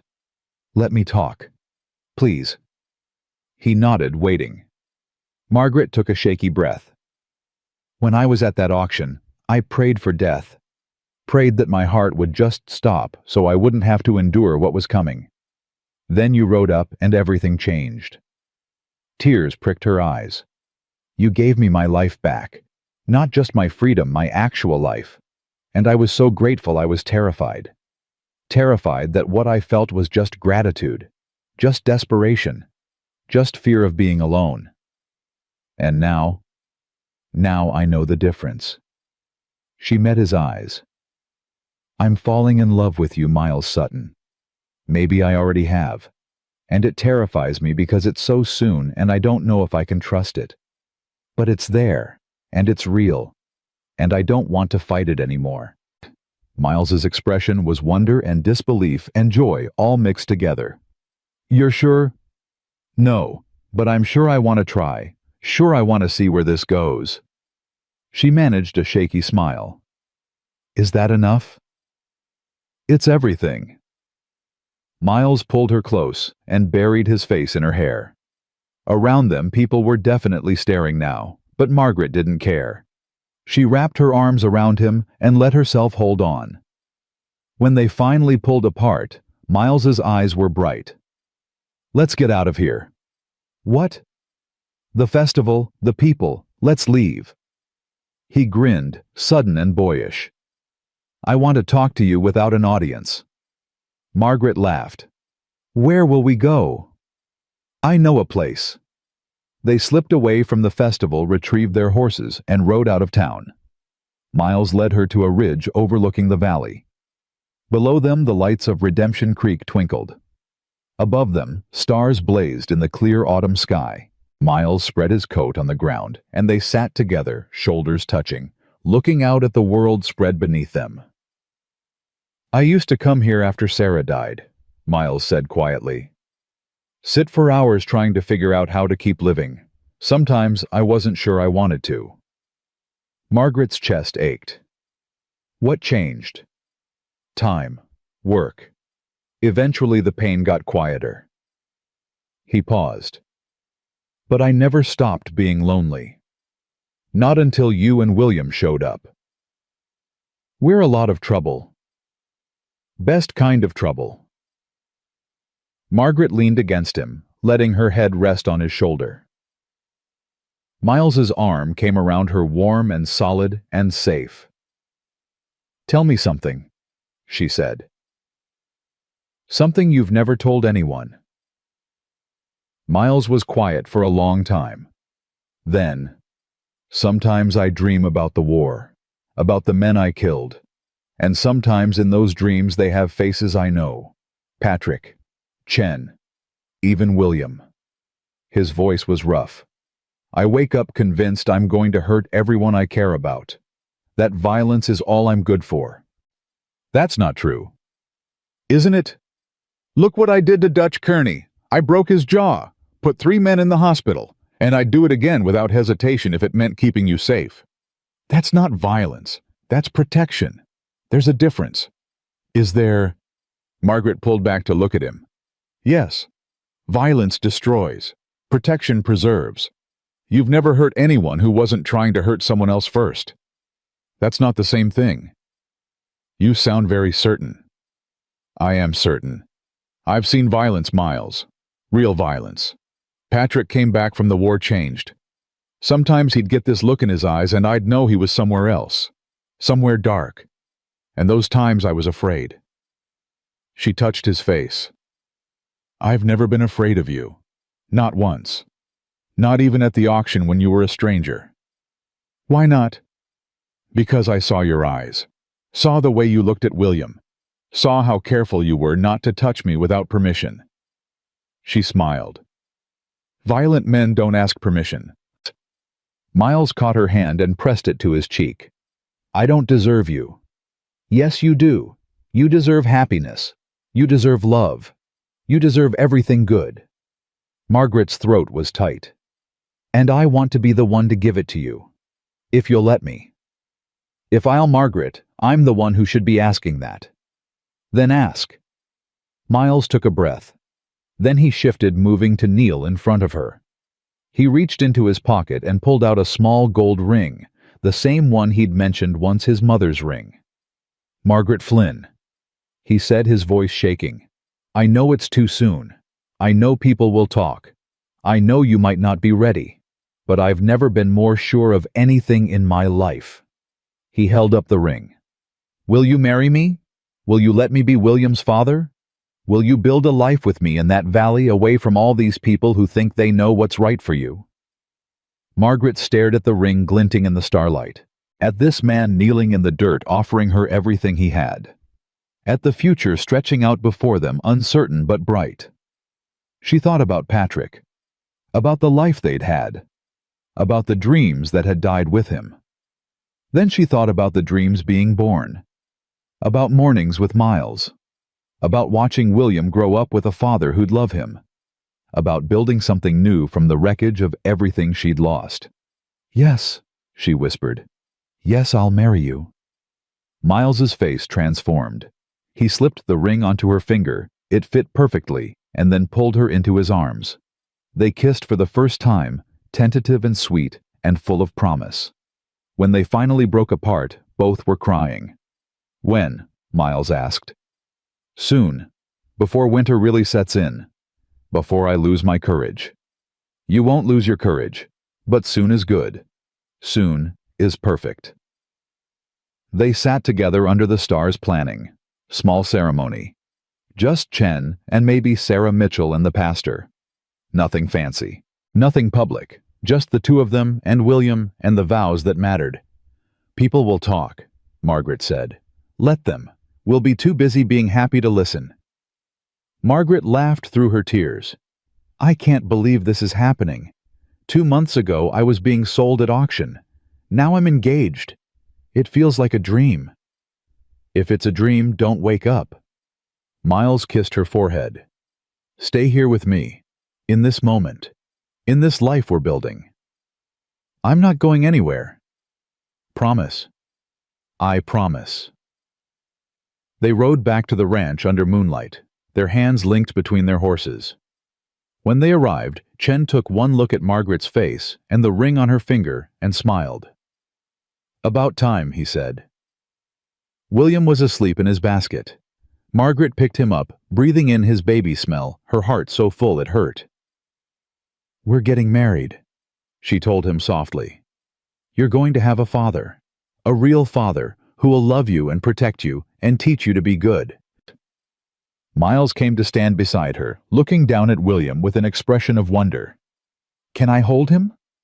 Margaret passed the baby over. Miles cradled William against his chest, and the baby settled immediately, like he knew he was safe. I'll be a good father to him, Miles said quietly. I swear it. I know you will. Chen appeared with tea. We celebrate tomorrow. Tonight you rest. Big changes coming.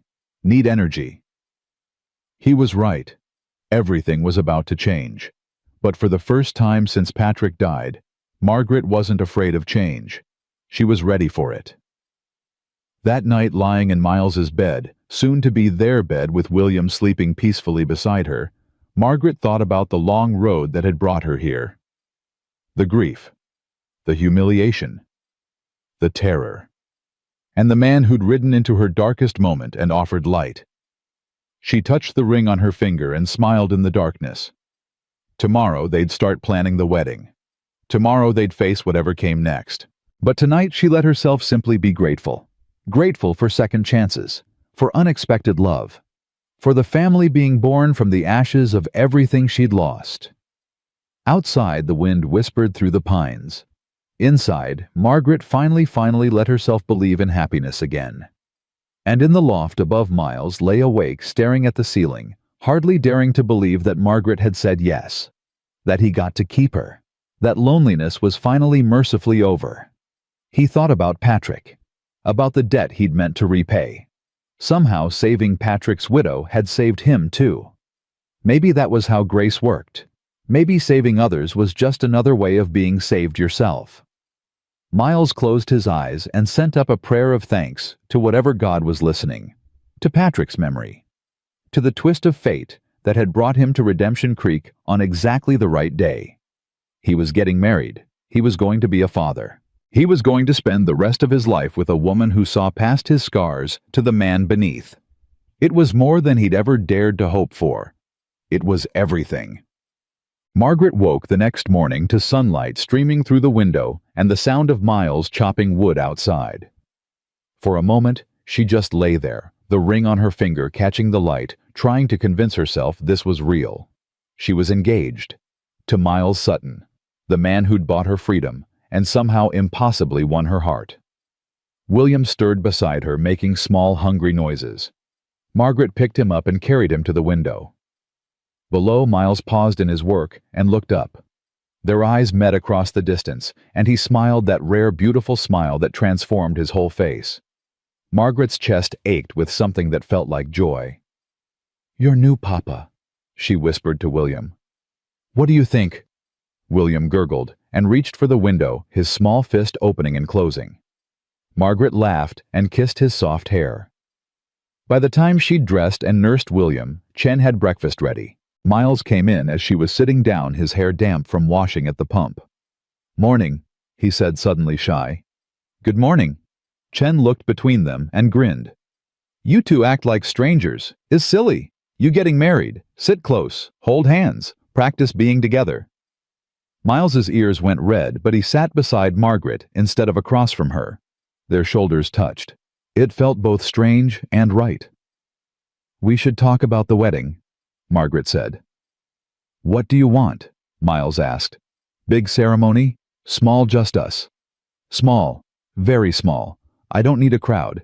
Just—" She paused. "Just people who actually care.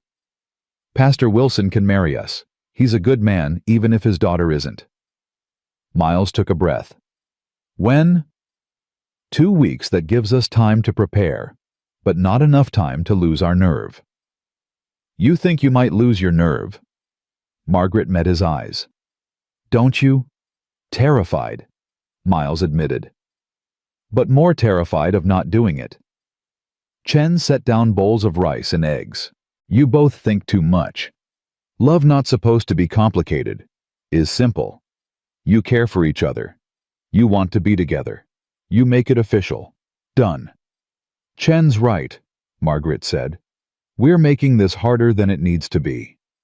Miles reached under the table and found her hand. His palm was warm and calloused against hers. 2 weeks then. Small ceremony. Just us and whoever you want there.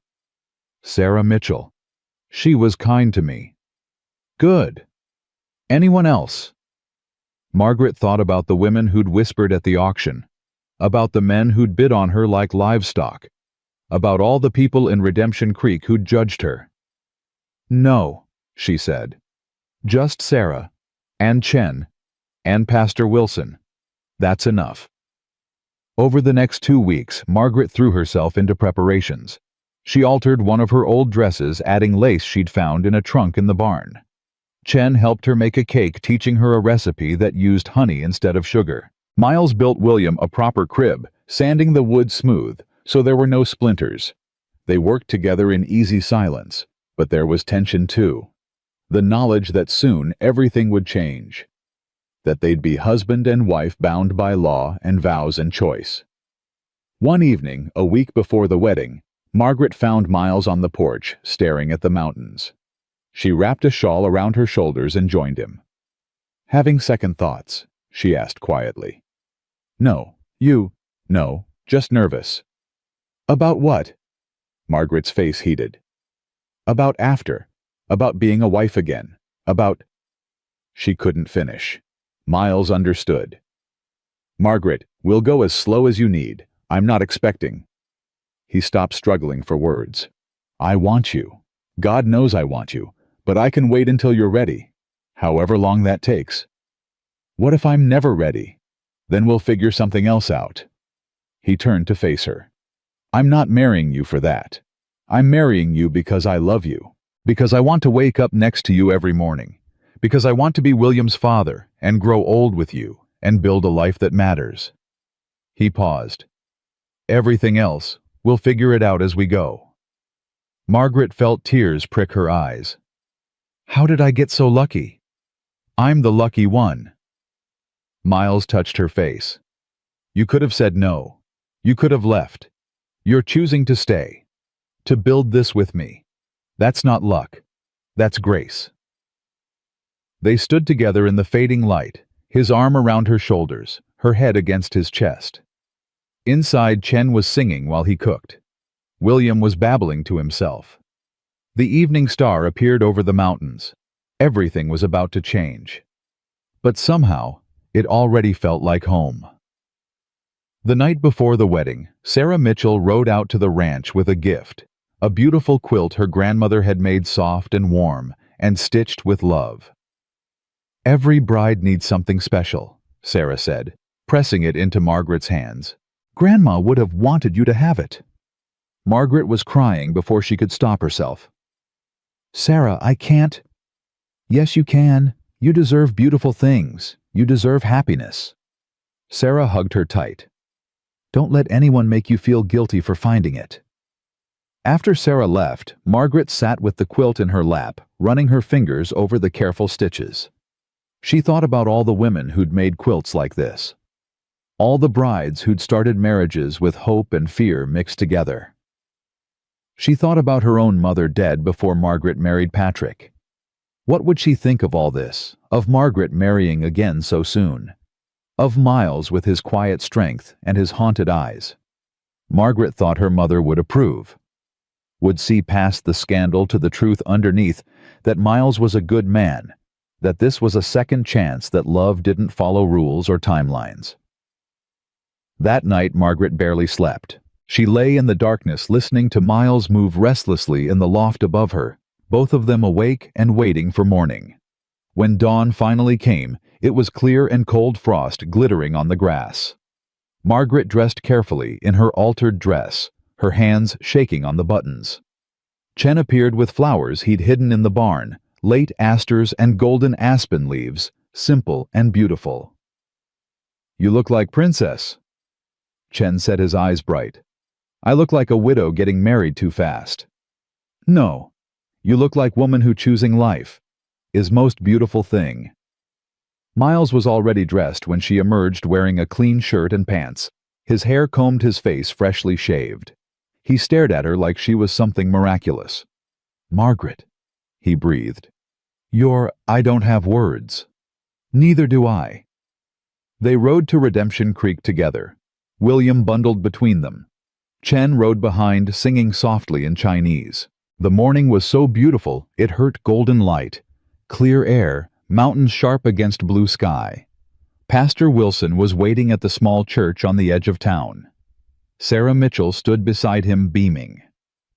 A few other people had gathered too, Mrs. Donnelly from the boarding house, Tom Fletcher, who'd brought the warning about Dutch Kearney, even Mrs. Patterson from the general store. Margaret's throat tightened.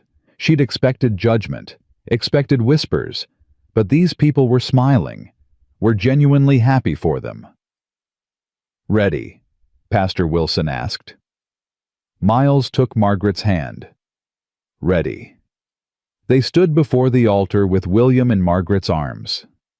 Pastor Wilson opened his Bible and began to speak about love and commitment and the grace of second chances. Margaret barely heard the words. She was too focused on Miles's face, on the way he looked at her like she was the answer to every prayer he'd never dared to speak, on the promise in his eyes. "Do you, Miles Sutton, take Margaret Flynn to be your lawfully wedded wife, to have and to hold from this day forward, for better or worse, for richer or poorer, in sickness and in health, to love and to cherish till death do you part?" I do.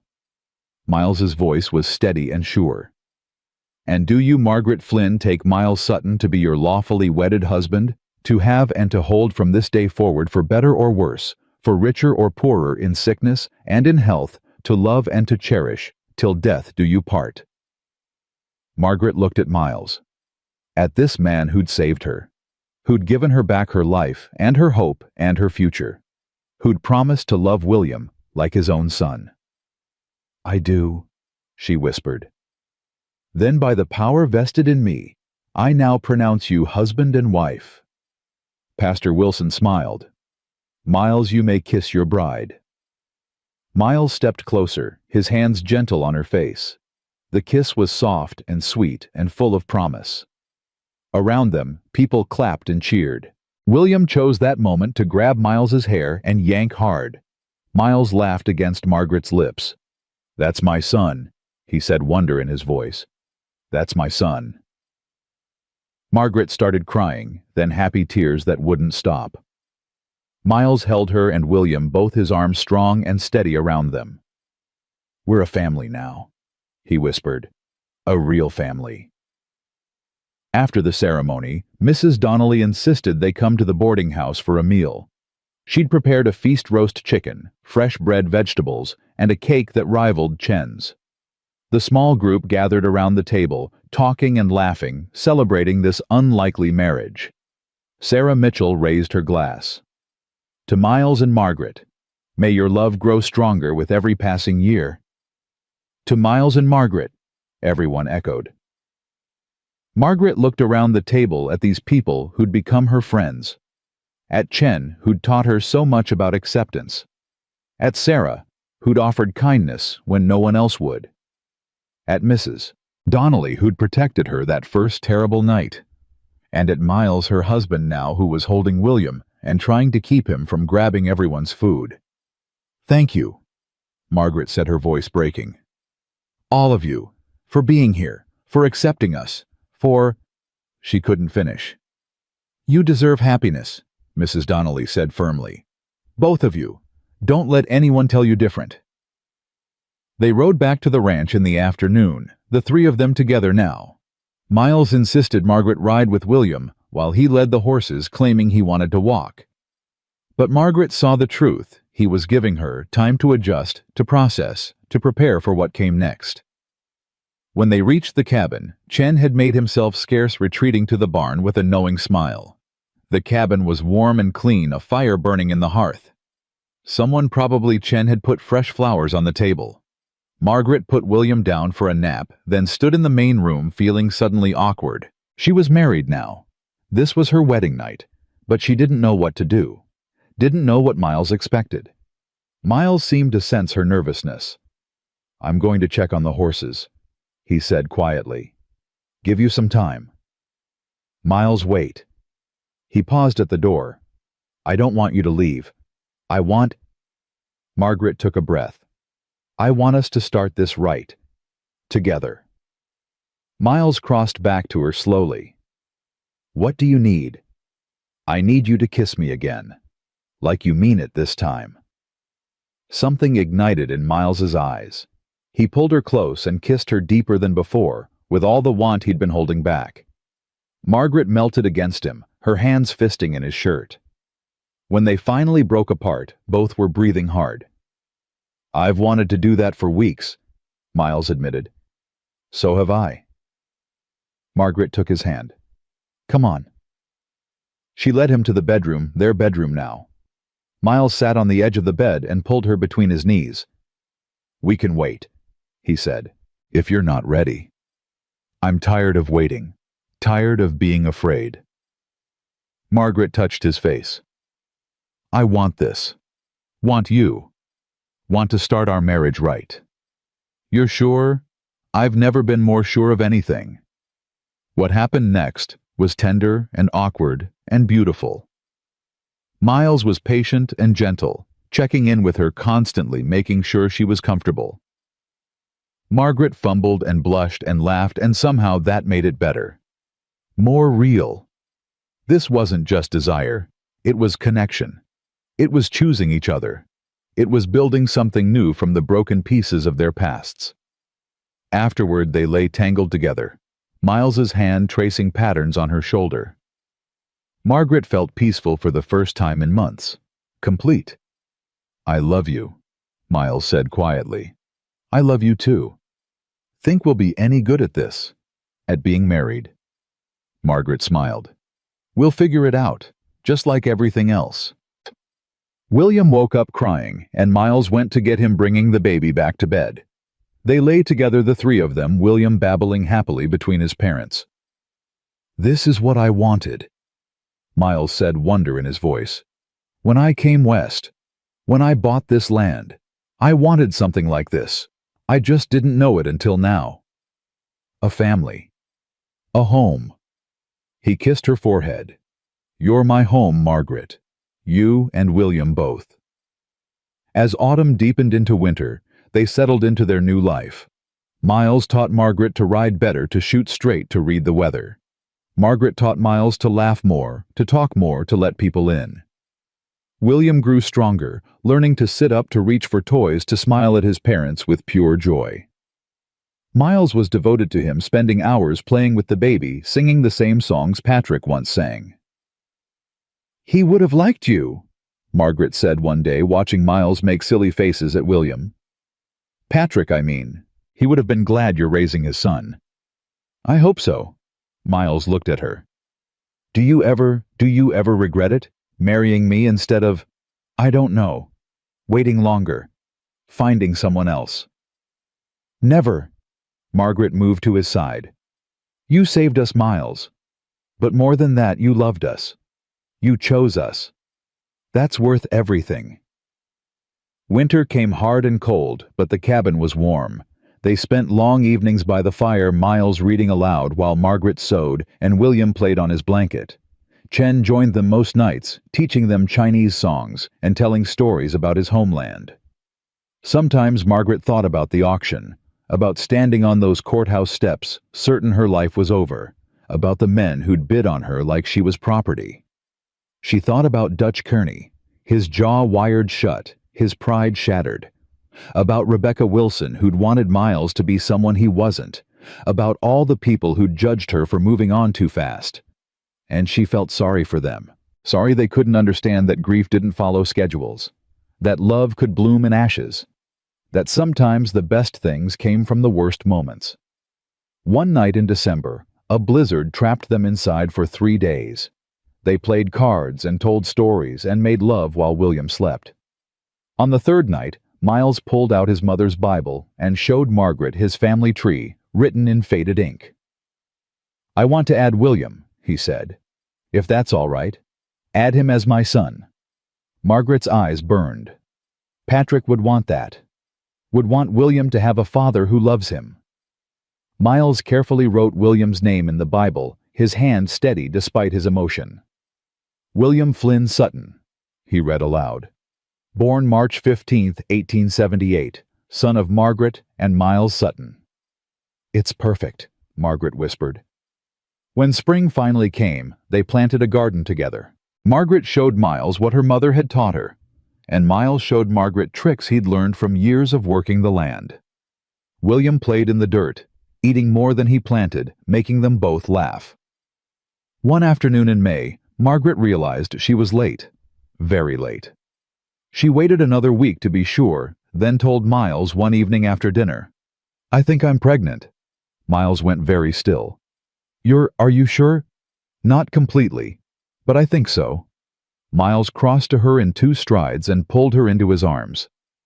"Margaret, my God, another baby. Are you happy?" "Happy He pulled back to look at her face. "I'm terrified and thrilled and completely overwhelmed. Is that happy?" Margaret laughed through tears. "That's happy." The baby came in January, a girl with Miles's gray eyes and Margaret's dark hair.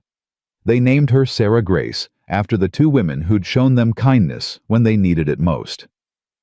William, now almost 2, was fascinated by his baby sister. He brought her toys and patted her head gently, saying, "Baby," over and over. Margaret watched Miles hold their daughter, his face full of wonder, and felt her heart overflow. This was her family. This was her life, built from loss and grief and one man's impossible kindness. Sometimes she still dreamed about the auction, about the gavel coming down, about strange men circling. But now when she woke, gasping, Miles was there. He held her until the fear faded, reminding her she was safe, that she was loved, that those days were over.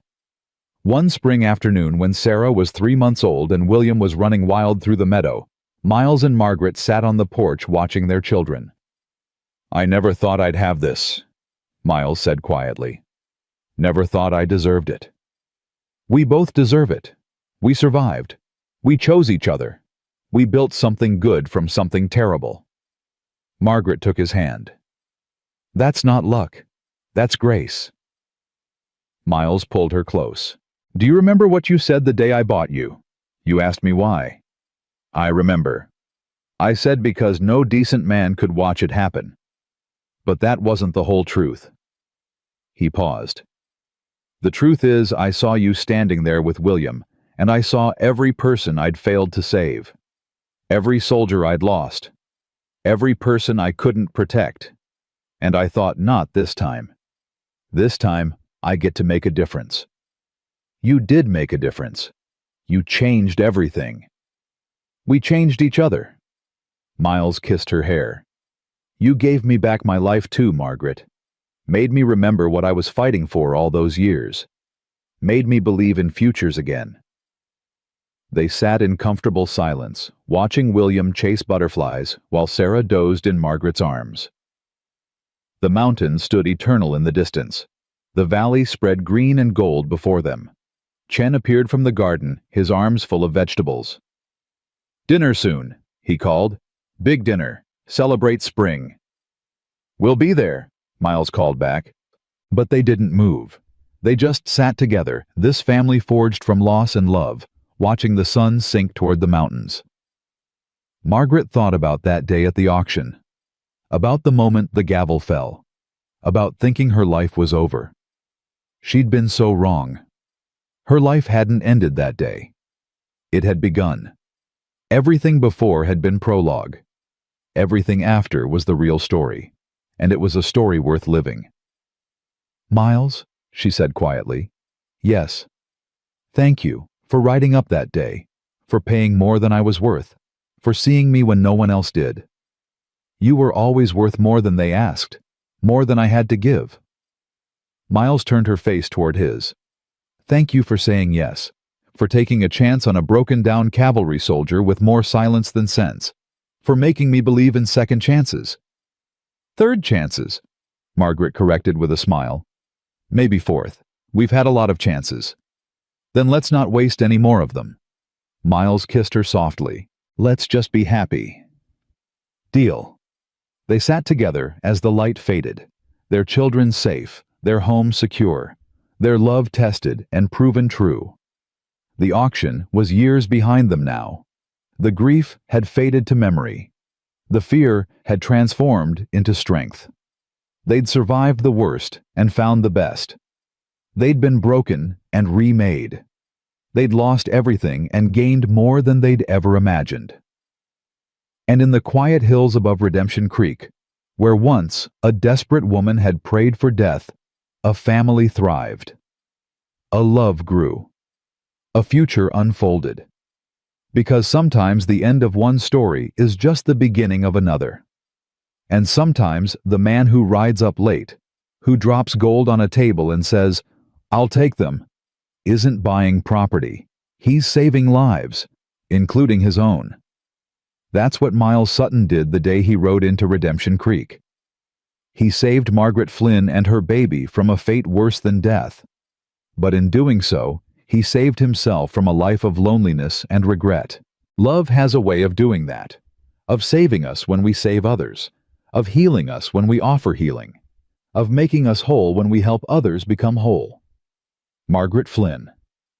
Sutton understood that now, understood that the worst day of her life had led to the best days, that shame had transformed into strength, that loss had created space for love. She looked at her husband, her children, her home, and felt nothing but gratitude. This was her life now. This was her family. This was her redemption. And it was worth every moment of suffering that had brought her here. In the end, that's all any of us can hope for, that our pain leads somewhere, that our losses teach us something, that the worst days make the good days sweeter. Margaret had all of that and more. She had a man who loved her without conditions, children who needed her, a home that sheltered her, a future that stretched bright and endless before her. She had everything she'd ever wanted given to her by a stranger who became her salvation, by a cowboy who rode up late and changed her world forever, by Miles Sutton, who proved that sometimes love doesn't follow rules, it just follows hearts that are brave enough to risk everything for a chance at happiness. And in that small valley in Montana, under wide skies and ancient mountains, they built a life that mattered, a love that lasted, a family that proved redemption was real. Because in the end, that's what this story was always about: redemption. For Margaret, who'd been sold like livestock and found dignity again. For Miles, who'd survived war and loneliness and learned to live again. For William, who got a father. For Sarah, who got a family. For Chen, who found a home. For everyone who'd ever been broken and wondered if wholeness was possible. The answer Margaret knew now was yes. Always yes. Wholeness was possible. Happiness was possible. Love was possible, even in the darkest moments. Even after loss. Even when you're standing on a courthouse step with strange men bidding on your future. Even then, especially then, hope can ride in on a dusty horse and offer you a second chance. All you have to do is be brave enough to take it. Margaret had been that brave. Miles had been that brave. Together, they'd built something beautiful from ashes, and that was the greatest redemption of all.